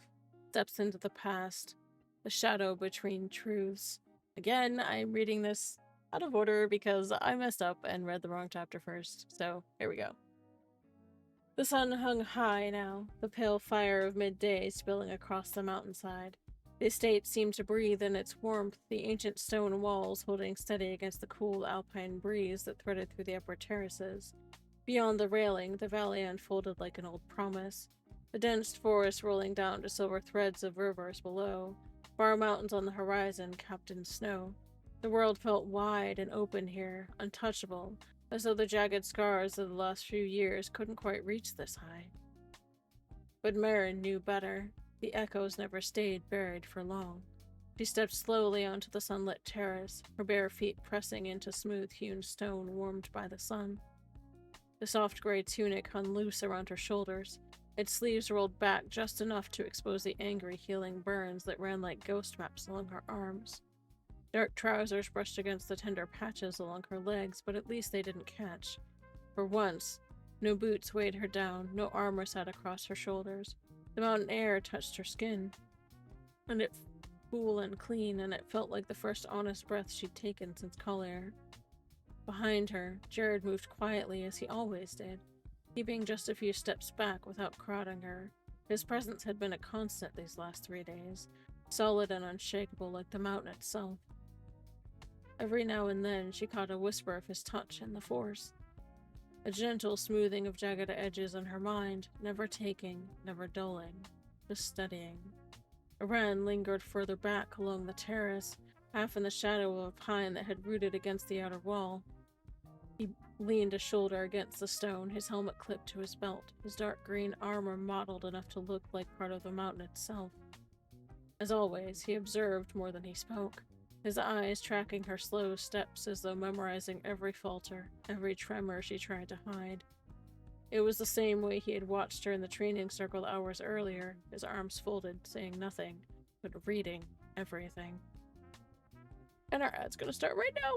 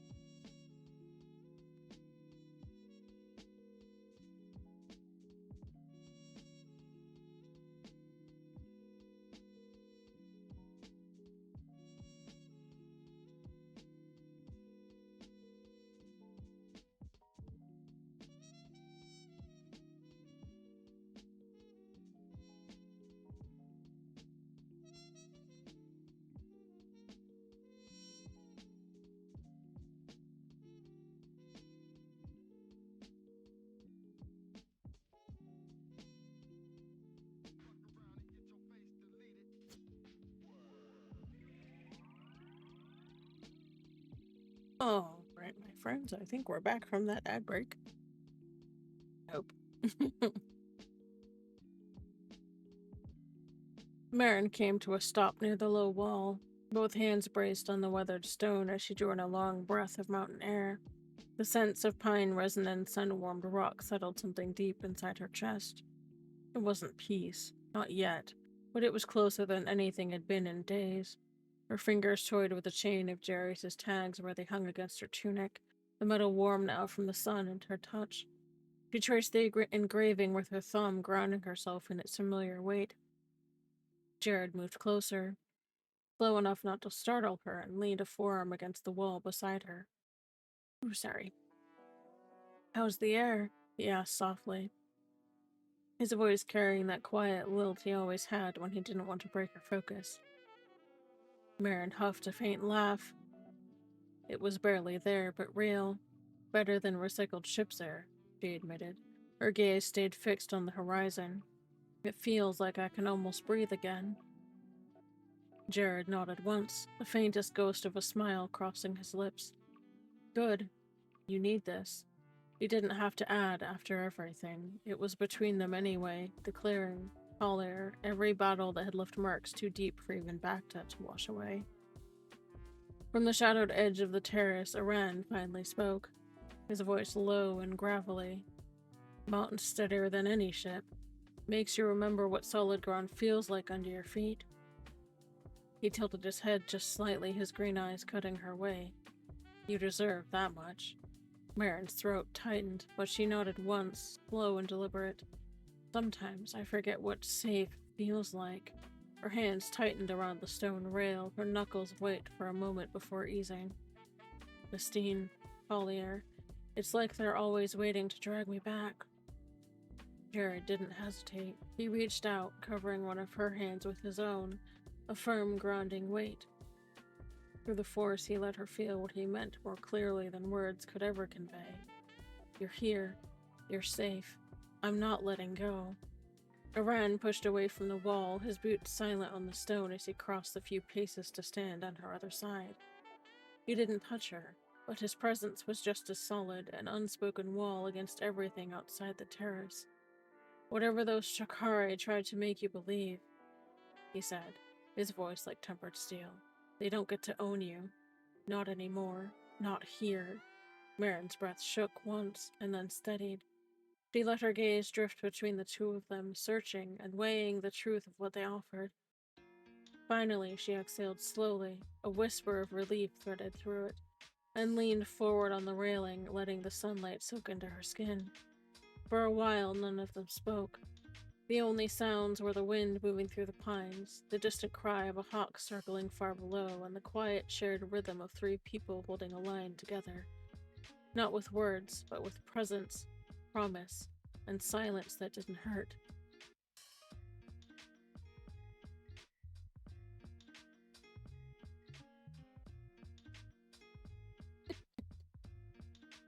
Firelight and quiet bonds. The hearth room was warm tonight, though the mountain winds outside rattled faintly at the old shutters. A low fire crackled in the stone hearth, casting the room in flickering amber and long, shifting shadows. The scent of pine resin and smoke hung in the air, grounding the space in comfort that had nothing to do with Bacta treatments or sterile medbays. Marin sat curled in one of the deep chairs near the fire, the soft gray tunic loose around her frame and the dark trousers brushing lightly against her still healing skin. Her bare feet rested on the woven rug, her toes half tucked beneath the thick fabric as if seeking warmth from it. The warmth of the fire had chased away most of the chill that clung to her bones, but not all. The kind of cold that lived under scars didn't leave so easily. Her fingers worried at Jerry's tags where they lay against her sternum, the quiet rasp of metal on skin, rhythmic, familiar, and steady. Jared sat close by, but on the rug near her knees, his back resting against the chair leg. The firelight caught in his blonde hair, and his blue eyes were fixed on the flames. Every so often, a quiet ripple moved through the force where he brushed against Marin's presence, anchoring her without intruding, offering stability without weight, a wordless reminder that she wasn't alone. Across the room, Aran leaned against the stone wall by the mantel with his arms crossed. his helmet hooked on his belt and his mottled dark green armor dulled in the firelight. He didn't speak much, not yet. As always, he watched from the edges, his green eyes sharp but patient, as if reading the room, reading her. He'd been there all day, in the training circle's shade, in the hallways, on the terrace, never pushing, never pressing, just there. The kind of presence you noticed most when you were afraid that it might leave. Marin drew in a long breath, letting it out slowly, as her gaze fixed on the fire. It feels strange, she murmured at last, her voice quiet, roughened by exhaustion she couldn't quite shake. To just sit. No battle plan, no boots laced or armor to put on, no one waiting on me to make the next move. Her thumb traced another slow circle over the tag's engraving, a habit as old as the tags themselves. Jared tilted his head and glanced up at her. You're allowed to stop, he said softly, like it was something she needed to hear out loud. It doesn't make you any weaker. Marin's lips twitched into the shadow of a smile. Tell that to the part of my brain that thinks stopping is losing ground. Marin shifted then, pushing off the wall to move closer, his boots quiet on the rug. He dropped into the other chair with a grunt, leaning forward to rest his forearms on his knees, his green eyes steady on her. Losing ground is staying down when someone else knocks you there, he said simply. Sitting by a fire to get your strength back? That's just smart. His tone was blunt and matter-of-fact, the way a soldier spoke when they meant every single word. Marin looked between the two of them, her breath catching faintly. She didn't answer right away, just let the quiet stretch, the crackling of the fire filling the space where words couldn't. Slowly her shoulders eased a fraction, as if their presence alone loosened a knot she hadn't been able to untie herself. Jared finally broke the silence, his voice low and careful. You've been carrying too much alone again. It wasn't a question. Not really. His eyes met hers, and for a heartbeat she felt the ghost of memory slip between them. The cell on Bastine, her bare feet on cold Durasteel, the compliance needles under her jaw and spine, the weight of fear, silence, and survival clawing at the edges of her mind. Jaren didn't flinch, just tightened his presence around hers and the force, quiet and steady, a wall against the echoes. Marin swallowed hard and looked down at her hands in her lap. I keep thinking that if I just try harder, fight harder, they won't be able to take anything else away. The words were barely more than a whisper, like admitting them out loud might break her open. Aran's voice was low but firm. It doesn't work like that, Marika. I thought it did once. His gaze went distant for a heartbeat, back to a different cage and different choices, and then it locked on hers again, unwavering. But trying to outrun ghosts just gets you torn up worse. Trust me on that. Jared reached over and gently wrapped his fingers around hers, grounding her again. We're not letting them near you ever again, he said, his tone soft but resolute, a promise carved from everything they'd survived together. Marin let her head tip sideways to rest against the back of the chair, her eyes closing briefly, her shoulders sagging as though she could finally let some of the weight go. The fire popped, a quiet warmth settling through the room, and for a while none of them moved. Just three warriors scarred by the same war, holding a fragile peace between them before the world asks for more than it should.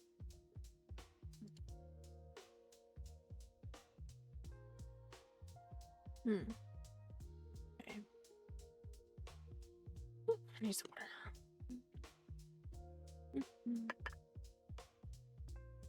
The stillness that holds. The sun had risen higher over the northern mountains, spilling a pale gold light across the terrace and glinting off the high ridgelines beyond. The estate remained quiet, as though the estate itself understood the need for silence, for space. The only sounds were the faint whistle of wind sweeping down from the peaks and the soft scuff of bare feet against stone as Marin shifted her weight in the training circle, letting her body move through the gentlest of forms. Every breath felt deliberate, measured, and pulled from a well of discipline she hadn't known she still possessed after everything. Jared remained within arm's reach, not shadowing her every motion, but always there, an unwavering presence that neither judged nor intruded. It was the same quiet care he'd given her after the clearing, Same wordless vow in his posture, every line of his stance saying, "You're not alone this time." He had been there when her knees had been destroyed, when she'd fought to stand again despite pain and tears. He'd been there on Korriban, on Tanagis, on the long road between those battles. He was here now, breathing with her, keeping his own center firm enough for her to lean on without asking. Greer stood further back near the stone balustrade, his arms folded across his chest, one boot braced on the low wall. Outwardly, he was just another Marine standing sentry. Oops. Sorry. Still, Jared caught the occasional flicker of his gaze, measuring, assessing, and keeping a protective watch on Marin as though expecting the shadows of Bastine or Collier to step out of the trees and try again. To anyone else, his face was carved from stone and unreadable, but Jared, and Marin even more so, had learned how to see past that armor. Greer's watchfulness wasn't duty alone. It was a vow made long ago to Jairus and kept every day since. From the terrace doors, Ethan and Callista emerged together, their footsteps muted against the stone. Neither spoke, neither announced their presence. They understood better than most the fragile balance of the morning. Ethan's brown eyes softened as they settled on Marin, his shoulders tense in a way that said it took effort not to go to her immediately, to gather her up and shield her from the world that had already tried to break her too many times. Callista reached out briefly, her fingertips brushing his sleeve, a silent reminder to let Marin lead, to let her choose the distance and the pace. They lingered just outside the circle, standing side by side and watching quietly as Marin shifted through the final sequence of movements Jared had guided her through. The gray tunic hung loosely on her shoulders, the sleeves rolled to her forearms, the linen soft against skin still healing from burns and abrasions. Her bare feet left faint prints in the patched dust, steady now in their stance, though Jared could feel how much effort that steadiness actually cost. Every motion carried the echo of remembered agony. Bastine's needles, the ruin of her knees in the clearing, the shattered ribs from Korriban, and the searing lightning from Collier. He saw it in the tightness of her jaw, the way her breath sometimes hitched before she forced it even again. When she finally let her arms fall to her sides, her head bowing slightly in exhaustion, Jared moved first. He stepped close enough to brush the back of his fingers gently against her shoulder, a grounding touch. "That's enough for now," he murmured, his voice quiet but firm, a thread of the force woven through it. Not as a command, just warmth and anchoring reassurance. "You've done well."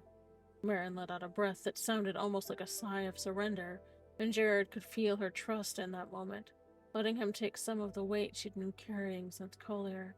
She didn't resist when he eased an arm around her shoulders and guided her towards the terrace wall and the bench where she could sit, the stone warmed by the morning sun.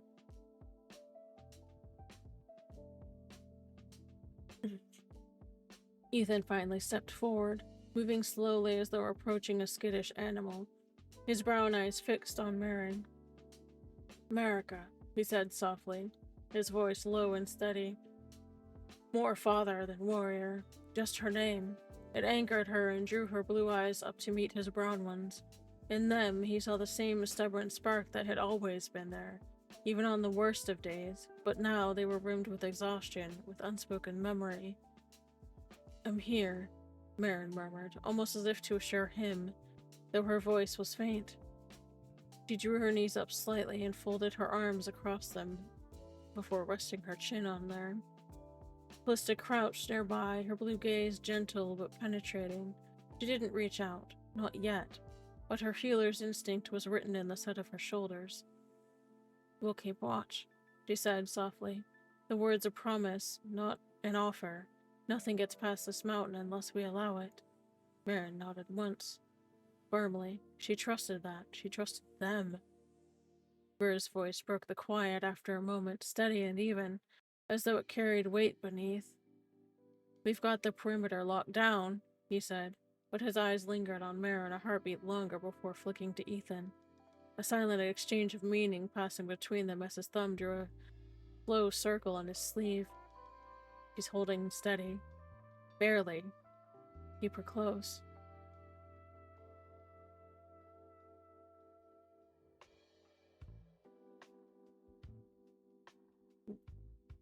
between stone and sky.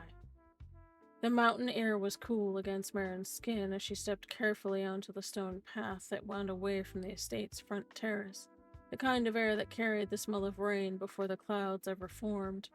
Her bare feet made little sound on the worn flagstones, the texture a grounding reminder that she was home and not still trapped under the glaring lights of Valkyrie's medbay. The dark teal linen tunic she wore shifted softly in the breeze, tugging against half-healed burns, but it was still better than being confined inside. Jared stayed close on her left, his presence a quiet, steady weight that matched the force thread he held between them. It wasn't intrusive, just there, an anchor when her own balance felt uncertain. His hands stayed loosely at his sides, but Marin didn't miss the way his body angled fractionally towards her, ready to catch her for strength. Ready to catch her if her strength gave out. I can't words today. She took one more cautious step forward and breathed deep. The scent of pine and stone dust filled her lungs, the thin shriek of a distant mountain hawk cutting through the silence overhead. Her fingers tightened on Jarius' tags, the worn metal biting into her palm as though reminding her she was still here, and still moving. Greer ghosted along the path a dozen paces behind, his boots whispering on the gravel, his gaze scanning the tree lines and rock faces with that same quiet watchfulness he'd worn since they touched down. Since long before Collier, even. He didn't speak. He didn't really need to. A flick of his hand toward Vec, who was posted further back by the estate's gates, was all it took to signal that the perimeter was clear. Marin had learned long ago that Greer's kind of vigilance never slept. Off to her right, a wren lingered near a break in the path where the stone wall opened to a view of the valley below. He looked like he belonged there, leaning casually on his rifle as if this was just another day on patrol. But Marin knew better. His green eyes tracked every slight shift in her posture, every wince she tried to hide. He didn't move closer. He didn't speak, but she felt his presence at the edges of her sentence like a promise. You're not alone in this. Jared glanced at her as they reached the natural overlook where the mountains spilled away into the forested slopes and pale mist. We can stop here, he said softly, his voice pitched just for her. Only if you want to.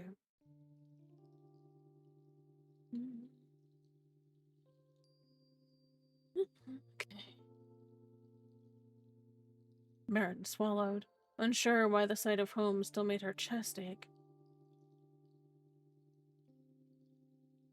I just needed air. Her voice was hoarse, as though too many memories had scraped it raw. The walls. She trailed off, her eyes fixed on the distant river threading through the valley below. I know, Jared murmured, settling on the low stone wall that edged the overlook.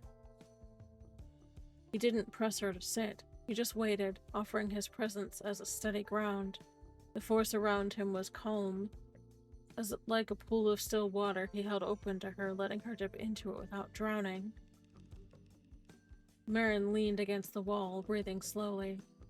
2 years ago, she said finally, the words almost stolen by the wind. These same mountains, the same air. I thought I was safe. Her fingers moved to rub at a faint mark just under her jaw where a needle had once been forced in. And then Bastine happened. Jared's hand shifted, resting palm up between them on the stone. It was an invitation. She let her hand settle into it, trembling but grateful. I know, he said, his voice low but unflinching. I saw the memories. He didn't describe them. He didn't force her to relive what she didn't want to. His thumb brushed over her knuckles once, grounding. You survived it. You came home. That matters. Her lips pressed into a thin line, breath shuddering out of her chest. It feels like every time I fight, it costs more. Like I leave more of myself behind. Greer had drawn closer, quiet as a shadow. He didn't interrupt, just adjusted his stance a meter behind them, his gaze flicking once to Jared in silent understanding before resuming his watch. Aran, still by the break in the wall, shifted his rifle against his shoulder, but he remained facing outward, guarding the edges of the fragile piece. Jared gave her fingers a small squeeze. Then don't carry it alone this time, he said gently. Not with me. Not with them. He tilted his head slightly toward the two silent guardians behind them. You've got more than just your own strength to lean on now. Marin blinked hard, the mist of the valley blurring as much from tears as from distance. Slowly, she let herself sink to sit beside Jared, her shoulders brushing his. The stone was cold beneath her, the wind tugged at her hair, but for the first time in days she felt a thread of warmth unwind through the tight knot in her chest. The four of them stayed like that for a long while. No words, just quiet watchfulness and the mountain wind breathing through the silence.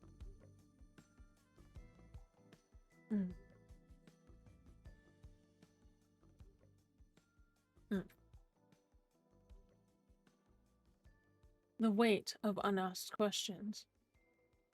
The war room felt like it held its own gravity, pulling silence down over its occupants until the very air seemed thick with it.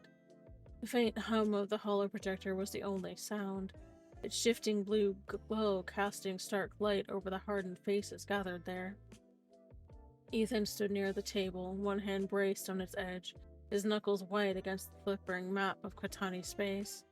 Greer leaned against the table, his arms crossed over his chestplate, every inch the immovable Marine sentinel he'd been since Bastine. Beck was posted just outside, quiet shadow ensuring that no one approached unannounced. We have an ad starting in 4 minutes and 35 seconds, my friends. Marin was resting in her room, at last asleep under Jared's quiet watch. Greer had looked in on her before coming here, noting the way her fingers were still curled tight around Jairus' tags, even in sleep, as though the memory of her father's strength was the only anchor she had left after Collier. He'd left without a word, because words would only disturb what fragile peace she'd found. Ethan's gaze swept the holomap, but his thoughts weren't on the blinking markers of patrol routes or supply chains. It doesn't sit right, he said at last, his voice low, a quiet rasp of distrust. Not the timing, not the intel, not them. He didn't need to say the names. Both men knew. Halloran, Dance, two Marines who had no reason to hover near a cadet on an exchange program, and yet somehow they had front row seats to every twist in her deployment. Too close, too watchful, too rehearsed in their curiosity. Greer shifted his weight just enough to lift his chin, his dark eyes narrowing slightly. Every time she moved, they knew. Where she trained, who she talked to, when she stepped onto that shuttle over Collier. Someone fed that intel down the line and made it look clean enough to pass, but it wasn't. His voice carried a steel edge. The same tone he'd used on Bastine when they dragged Marin out of that nightmare, the compliance needle still fresh under her skin. You know what happened aboard Valkyrie. They were too damned attentive for it to be a coincidence. Ethan's jaw tightened, his brown eyes dark under the weight of memory. I've seen this game before, he muttered, not looking up from the map. First Bastine, then Tanagis, now Collier. The noose tightens every time. Whoever's pulling the strings, they've had her in their sights for years. There was a long pause, and they knew her tells. They knew she wouldn't stand down if civilians were on the line. Greer's arms tightened where they folded across his chest, his gaze flicking to the sealed door leading towards Marin's room, as though he could see through the steel and stone. She fought like hell to come back from Bastine. I swore then it wouldn't happen again.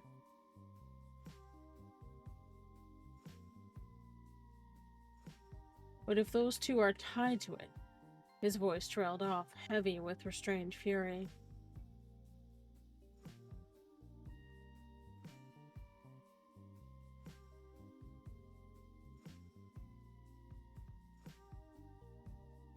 Sorry.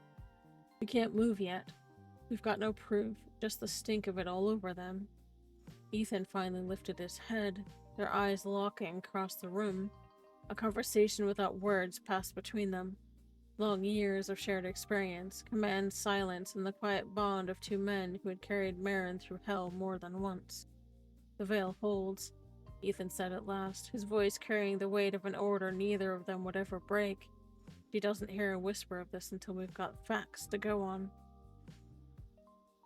Greer nodded once, sharply. Aye, I'll keep eyes on the whole criffing lot if I have to. Vex got second watch. Harris and Raoul will lock down the perimeter. Nothing slips past them. His tone left no room for doubt. Outside the estate, the mountain wind keened softly, a sound like a distant memory. In the war room, silence settled again, heavy and taut. They both knew the shadow-stalking Marin wasn't gone. They just didn't know yet which uniform it was wearing. We have an ad starting in about 30 seconds, my friends. And I'm gonna stop there because if I start reading now, I'm gonna get halfway through a sentence and I have to stop anyway. So, I'm gonna stop right there. Please take the minute and a half to go get yourself a drink of water, grab a snack, stretch your spine, which is probably what I'm gonna do, and I will see you guys back here once that ad is done.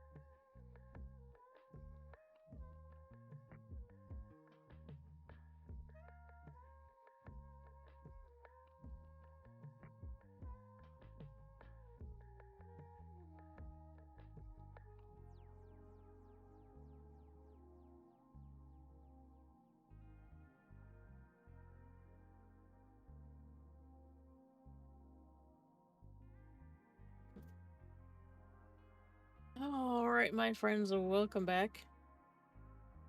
And of course, Frosty Jules is ever the comedian. Yep, we are reversing the past slightly. Alright. Silent perimeters. The war room was steeped in the hush of midnight, the soft blue glow of hollow projectors casting long shadows over the stone walls that had stood since Jerry's first carved the estate into the mountainside. Outside, the winds whispered against the shutters, carrying with it the faint sense of pine and iron-rich earth. Inside, there was only the low hum of equipment on standby and the quiet weight of shared vigilance. Ethan stood at the end of the table, one hand braced on its edge, the other resting on his hip. Greer was already seated across from him, his arms folded, his eyes scanning the estate's floor plan, flickering on a muted datapad. Between them lay the kind of silence that carried meaning, one soldier's unspoken question hanging in the air, answered only by the other's measured glance. 3 days, Ethan said at last, his voice pitched low, roughened by restrained frustration. That's what Command signed off on. His brown eyes flickered toward the door leading down the hall towards Marin's room. Her room, not some guest quarters. That had mattered to her the moment her boots crossed the threshold, and made sure it would stay that way. She's not going anywhere in 3 days. No, Greer said flatly. There was no hesitation, and definitely no question.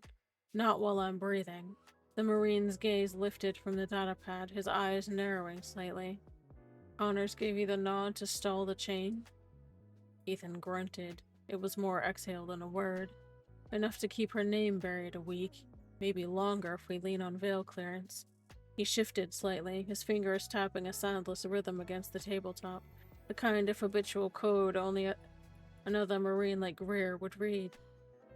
Eyes on Theta 9. Nothing moves unless we say it moves. Greer's chin dipped a fraction. Acknowledgement understood. He leaned forward, the faint scrape of fabric on stone loud in the quiet. Dance was watching her on Valkyrie, he said, his tone deliberate, and every word weighted. Halloran is too close by half. We don't have proof, but every time their names cross my desk, bad intel follows. Collier smells wrong. His jaw flexed once, the muscle jumping. We can't give them another shot. Agreed, Ethan murmured, his voice quieter now, heavy with the grit of a man who'd carried too many promises and too many ghosts. He turned the datapad toward himself, scrolling through the estate's shift logs with a practiced flick. We keep Vec on nights. Harris and Rowell split the outer perimeter. You stay near her door. A glance at Greer, steady and unyielding. Anyone asks why we're posted this tight, we cite Bastine. Old ghosts justify caution. Greer didn't argue. He'd seen Bastine. He'd smelled it on Marin's skin the night they pulled her out of that Sarenthal. The needle marks black under her jaw and along her spine. Her small frame unresponsive in Ethan's arms as they carried her to the Huerta. He'd seen her knee shattered on Tanagis months later and watched her fight through it without complaint. He'd seen the aftermath of Korriban. Collier had been just another ambush, another trap meant to break her. Not while he drew breath. Never again. What about the next few days? He asked instead. Halloran's good at sniffing out when things are being moved around under the table. Ethan's lips twitched into a grim, humorless shadow of a smile. I'll feed him noise, he said. Enough real ops chatter to keep his nose buried where it doesn't belong. Dance. He hesitated, weighing his words. I think Dance is mapping the veil. Let him think we're not paying attention. When this pit plays out, we'll have what we need. Greer grunted in approval. He leaned back, folding his arms again as his gaze drifted toward the corridor leading to Marin's room. Behind that door, she was finally sleeping, exhaustion dragging her under after days of keeping her spine too straight, her eyes too sharp. We've got her covered, he said, his voice low, ironclad with conviction. Let her breathe, sir. We'll keep the wolves at bay. Ethan met his gaze, and for a heartbeat the commander's mask slipped, replaced by something quieter and older, a man who had sworn to Jarius that Marin would never stand alone. Good, he said softly, the word carrying a promise more than an order. He deserves the time. The two men sat in silence after that. There was no need for more words. In the hush of the war room, with the moonlight barely filtering past the shutters and the estate's walls standing firm around them, the weight of the unspoken oath settled between them like a shield. Not this time. Not ever again.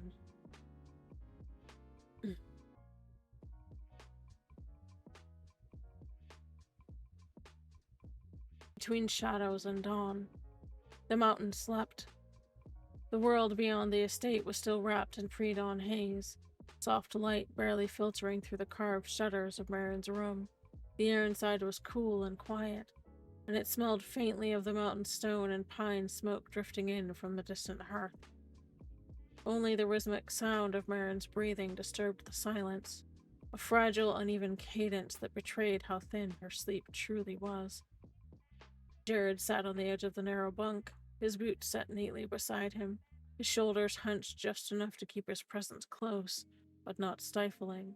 At some point during the night, Marin had shifted toward him, seeking warmth and reassurance even in her dreams.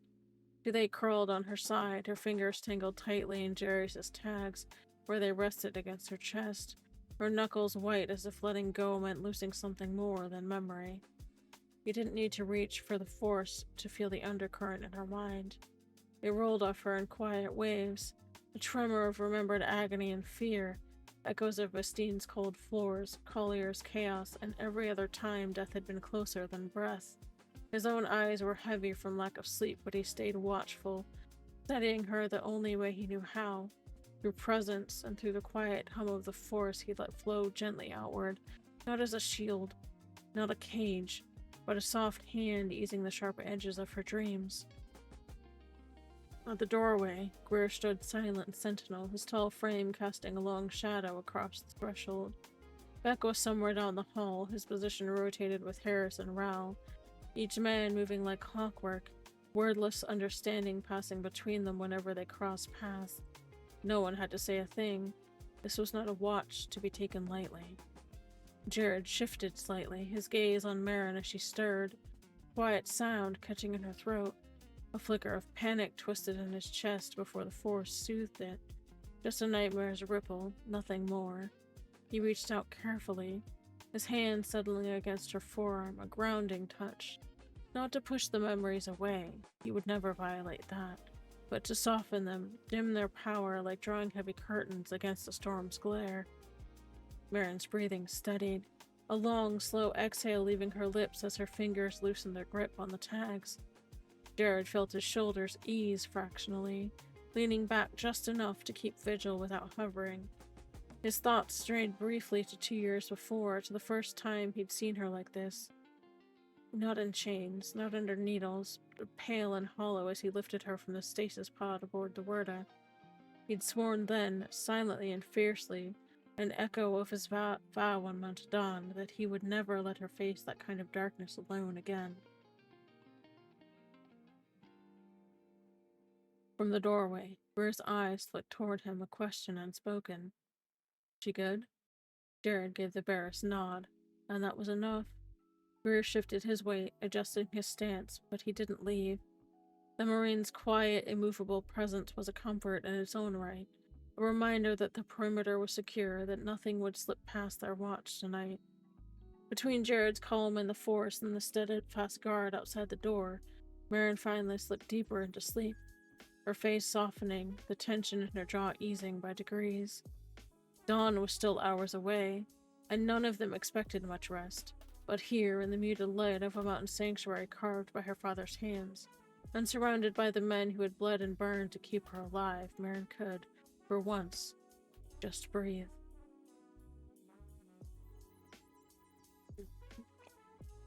Need to stretch before one of my mods yells at me. That's why the channel points are there, my friends. Make sure that I take care of myself. Alright. We have 5 more pages left. So we should be done by, I don't know, definitely before 10. yeah, that's why I did it. That is exactly why I did it.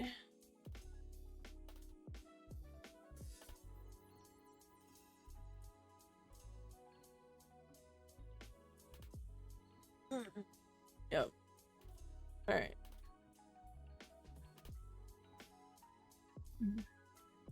Okay. Quiet check.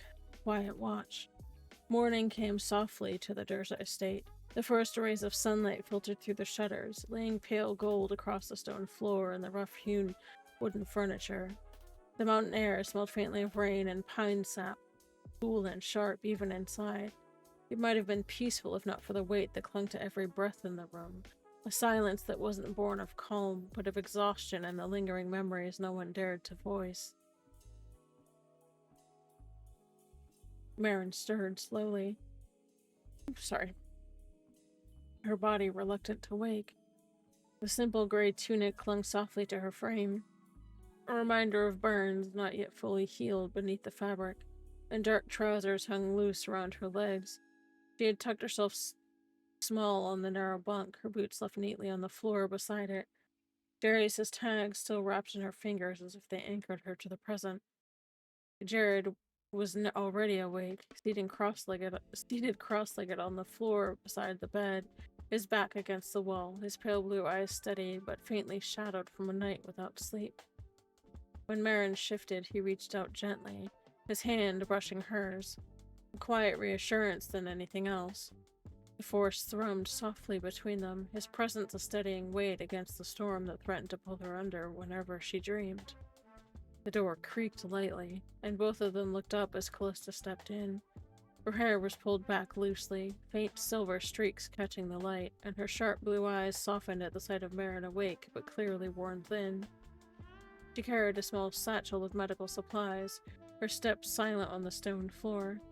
Behind her, Greer leaned casually against the doorframe, his arms folded, watchful as always, a barrier between them and the rest of the world. "Morning, Marika," Callista murmured, her voice low and careful not to shatter the fragile peace of the room.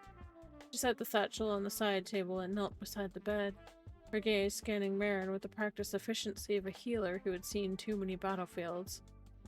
"How are you feeling?" Marin hesitated before answering, her voice rasping slightly. "Like I lost a fight with a gunship," she said, attempting faint humor though it didn't quite reach her eyes. She shifted awkwardly, hissing softly as a stretch pulled across half-healed burns. "Better than yesterday." Callista's eyes narrowed, reading more in Marin's posture than in her words. Let me see." She nodded toward the hem of Marin's sleeve, and Marin obediently extended her arm, the tunic slipping back enough to reveal the faint sheen of Bacta-treated burns still healing along her skin. Callista's touch was gentle, efficient, but not impersonal. It carried the weight of someone who cared fiercely but knew that tenderness had to come second to practicality in moments like this. "You're mending," she said after a moment, though her eyes flicked towards the angry, half-faded marks on Marin's neck where the shattered helmet visor had left its trace. "It's still raw. You push this pace, you'll tear the healing burns straight open." Marin looked down, mumbling, "I know." The quiet admission carried an edge of frustration at her body, at her memories, at everything that had dragged her here again. Her fingers tightened around the tags, her knuckles white. Jared leaned forward slightly, his voice quiet but carrying the weight of someone who had stood in her shadow for years. "Then listen to her," he said softly. It was not a reprimand, but a plea.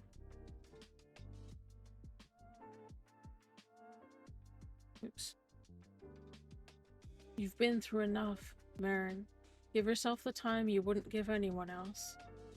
She swallowed hard and gave a faint nod, eyes flicking between them.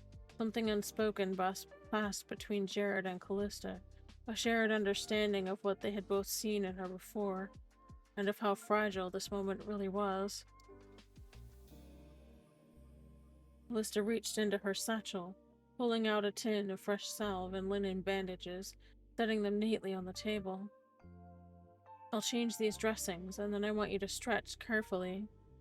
Nothing more strenuous until I say, and no boots today," she added, eyeing the pair neatly set on the floor. "Let those burns breathe." Marin let out a slow breath, resigned, and shifted to give Callista room to work. The older woman's hands were steady, precise, each touch bringing a mix of sting and relief. Jared stayed close, his presence silent but grounding, his hand brushing hers whenever her breath hitched. At the door, Greer remained motionless but alert, his gaze flicking every so often toward the hallway, one hand resting casually on his sidearm. To anyone else, it would seem like a normal watch. To Jared and Callista, it was another layer of quiet assurance. No one comes near unless they belong here. When Callista finished, she gave Marin a look that told her she didn't need an argument. Breakfast next. Something warm. Then, if you're steady, we'll talk about a short walk. Marin nodded faintly, exhaustion still dragging at her features, but something in her chest loosening just a little. She glanced at Jared, who offered her the barest ghost of a smile, and for the first time since Collier, she let herself believe, for just a moment, that maybe, here, surrounded by these few who truly understood, that she could begin to breathe again.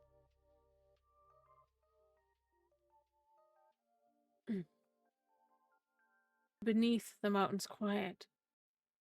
The hearth room was quiet when Jared coaxed Marin through the open archway, his hand a steady presence on her elbow, guiding rather than leading. The mountain air here was cool and crisp, bearing the faint scent of pine resin, but the hearth fire burning low in the stone alcove lent a soft golden warmth to the room. Shadows from the flames danced lazily across the rough-hewn walls, the kind of light that whispered of safety rather than vigilance, though all of them knew that safety was never more than temporary. Marin hesitated in the doorway, barefoot on the smooth stone floor, her soft gray tunic hanging loose over the dark linen trousers that protected the still-healing burns along her legs. She looked pale under the flickering firelight, every line of her body betraying exhaustion that went deeper than sleep could reach. Jerry's tags rested against her sternum, one hand holding them as though they were the only anchor keeping her upright. Jared leaned down slightly, his voice pitched low enough that only she heard. "Just a little longer, Marin. Then you can rest," he murmured, his tone the same one he'd used years ago when coaxing her out of the medbay after Bastille, when every step had felt like a war in its own right. She gave the barest nod, her jaw set, and allowed him to guide her toward the long table near the hearth. Greer was already there, seated sideways on the bench, one arm draped along the table, his boots planted wide in a posture that said casual to anyone who didn't know him. But Jared did. Every detail of the man's stance, from the lazy tap of his thumb against his thigh to the way his eyes flicked toward the windows, screamed watchful, measuring every sound and shadow. Ethan stood near the stone counter where a pot of stew steamed quietly, ladling portions into worn stoneware bowls. He glanced over his shoulder as Marin shuffled closer, his sharp brown eyes softening just a fraction. He didn't say her name aloud this time, but the warmth in his gaze said enough. "You're here. You're safe. Sit." Jared helped her ease onto the bench, careful of her injuries, and then slid in beside her, close enough that she could lean if she needed. Marin's shoulders slumped faintly, the strain of yesterday's walk still tugging at her muscles, making every breath a small reminder that she'd pushed too far. The quiet scrape of the ladle and the faint hiss of firewood were the only sounds for a long moment, until Ethan set a bowl in front of her and placed a hand on her shoulder, firmly, but not heavy. "Eat," he said simply, his voice leaving no room for argument, though it carried no edge of command either. It was concern, anchored in years of watching her run herself to the breaking point and beyond. There we go. Marin glanced at the bowl, a simple stew, rich with root vegetables and strips of meat, steam curling upward in soft spirals. Her fingers toyed with the spoon, uncertainly. Her stomach twisted into knots that had nothing to do with hunger. Jared reached out gently, his hand brushing hers briefly before nudging the spoon towards her. "You need this," he said quietly. "Not just for them. For you." Her lips pressed into a thin line, but after a long breath, she dipped the spoon into the bowl and brought the first mouthful to her lips. The warmth of it startled her, settling low in her chest and chasing away some of the chill that had followed her since Collier. She ate slowly, methodically, as though every bite required convincing herself to take the next. No one rushed her.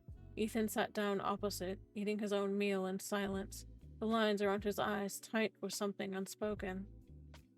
Greer leaned back, half watching the doorway, half watching Marin, the corner of his mouth twitching faintly whenever she hesitated too long over her bowl.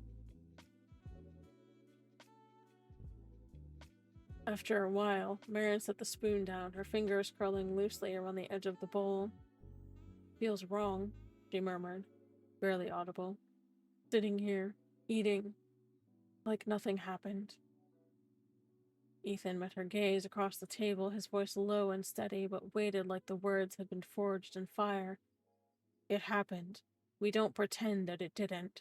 But you're alive, Marin. Alive means you eat, you rest, you fight another day." Something flickered in her eyes. Pain, defiance, guilt? But she nodded faintly, picking up the spoon again. Jared shifted closer, his shoulder brushing hers, a silent wall between her and the dark spiral she might have slid into. Across the table, Greer's gaze met Ethan's briefly, a silent exchange of watchfulness, of understanding forged long before this moment. No words were needed. They both knew she'd only just started clawing her way back from the edges, and for now, that was enough. The meal passed in quiet, broken only by the soft clink of spoons against bowls and the crackle of the fire. There were no mentions of Collier, no whispers of the Kurtzad, no speculation about the trap or the intel that had led them there, just a fragile semblance of normalcy carved out in the mountain's heart where those who cared for her could keep vigil without smothering her. When Marin finally set her empty bowl aside, her hands stilled on Jairus' tags, her eyes lowered but breath a little easier than before, Ethan leaned back, watching her with a faint nod of approval. "Good," he said quietly, pushing his own bowl away. "Now, Marika, you rest." And though the words caught in her throat, Marin gave a faint, tired smile, letting Jared ease her to her feet as Greer stood, shadowing their steps toward the quiet safety of her room once more. We have an ad starting in about 4 minutes, my friends. We might actually... I don't know. We'll see how far we get in 4 minutes.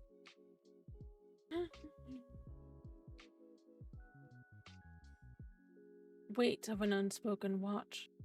The mountain estate was silent but for the faint hum of the ventilation and the soft echo of footsteps in the long stone hallway.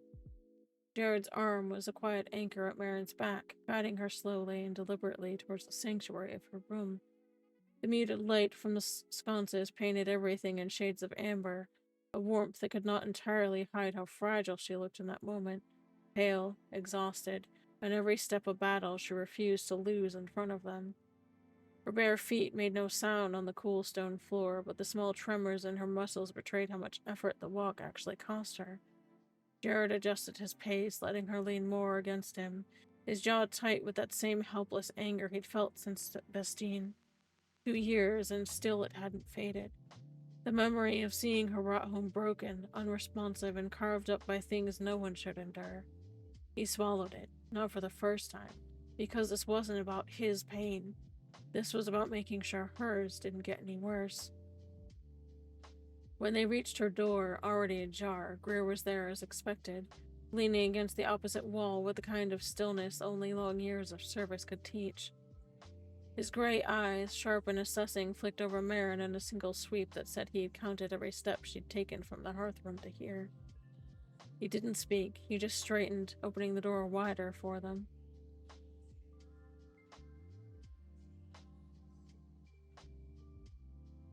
Jared steered her carefully inside. The room was dim, a lamp low on the bedside table casting a soft glow over the neatly tucked sheets that Callista had changed earlier. The mountain wind outside whispered faintly through a vent near the ceiling, bearing the scent of rain on stone. Marin hesitated. Marin hesitated near the bed, her fingers curling tighter around Jairus' tags, the metal pressing into her palm as if grounding her. "You've done enough for one day," Jared said softly, guiding her toward the edge of the mattress. "Sit, or you fall." She huffed a quiet, humorless laugh, but obeyed, lowering herself onto the bed with a faint wince. He crouched immediately. steadying her legs and making sure she didn't strain the half-healed burns along the backs of her knees. She muttered a faint thanks, already looking worn down from the short walk. I hate this, she admitted finally, her voice no louder than a whisper. I hate feeling this useless. Jared met her eyes, quiet understanding in the soft blue depths. You're not useless, Marin. You're hurt. That's different. His tone was firm, like a rock under her feet, refusing to let her sink into that spiral. You'll get your strength back, like you always do. Something in her expression flickered. Doubt, guilt, memory, and then her gaze drifted to the window, unfocused. Jared reached out gently, guiding her to lay back, and pulled the blanket over her as she curled onto her side, the tag slipping from her grip to rest against the pillow. He stayed close, settling on the edge of the bunk, one hand resting lightly on her arm. A quiet thread of the force brushing her mind, gentle as a breeze through the mountain pines, easing some of the tension in her body and softening the sharper edges of memory still clawing at her. Her eyes slid shut slowly, her lashes trembling, but this time, sleep didn't seem like a battle she was losing. I'm gonna stop right there, because we have an ad.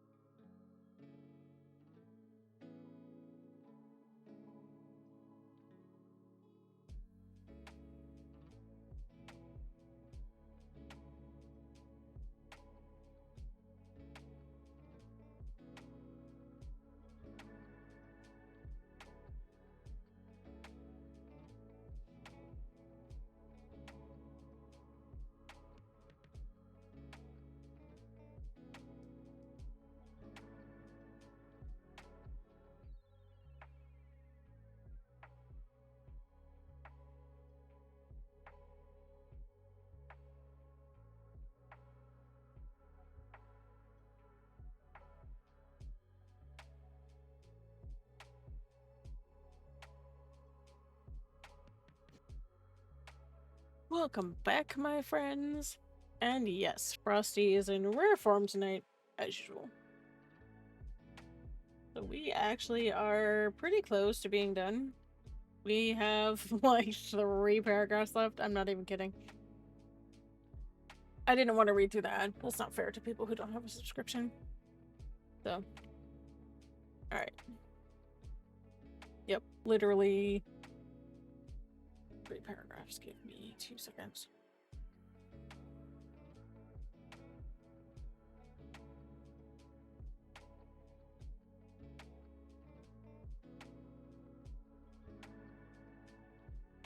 Oh, I forgot something. Alright.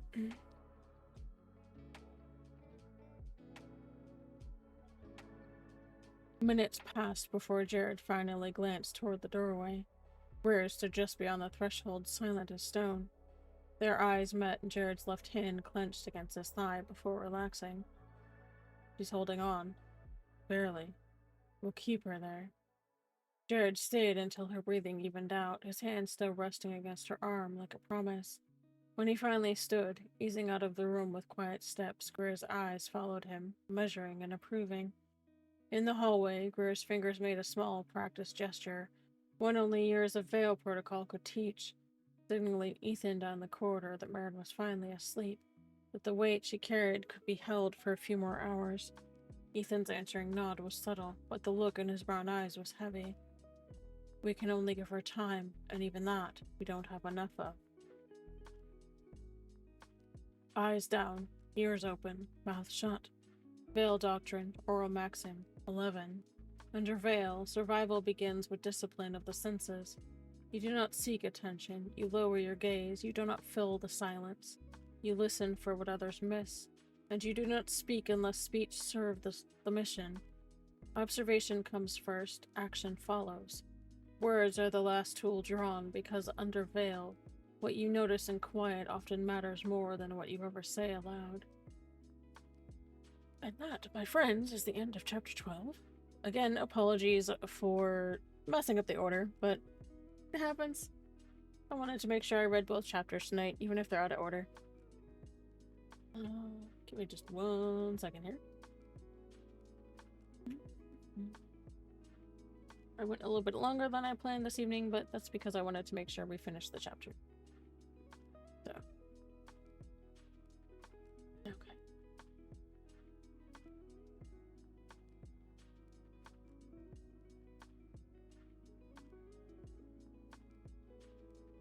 Okay. And before we wrap up tonight, I just want to say this. Thank you for sitting in the quiet with me. Thank you for listening, not just to the story, but to what lives underneath it. These chapters are about recovery, and recovery is rarely loud. It's made of small breaths, steady hands, and choosing, again and again. Stay. If something from tonight stayed with you, you don't have to solve it before bed. You don't have to name it. You can just let it exist the way that Marin does here. Held, watched over, and not alone. Take care of yourselves when you log off. Drink some water, stretch if you can, and rest if you need it. The archives will still be here when you return. And thank you all for being here. Good night. I am not going to read out this evening because I need to get to bed. I will see you guys all on the next stream, which, if I remember correctly, should be next Wednesday? I'm just gonna take a peek real quick. Oh, goodness.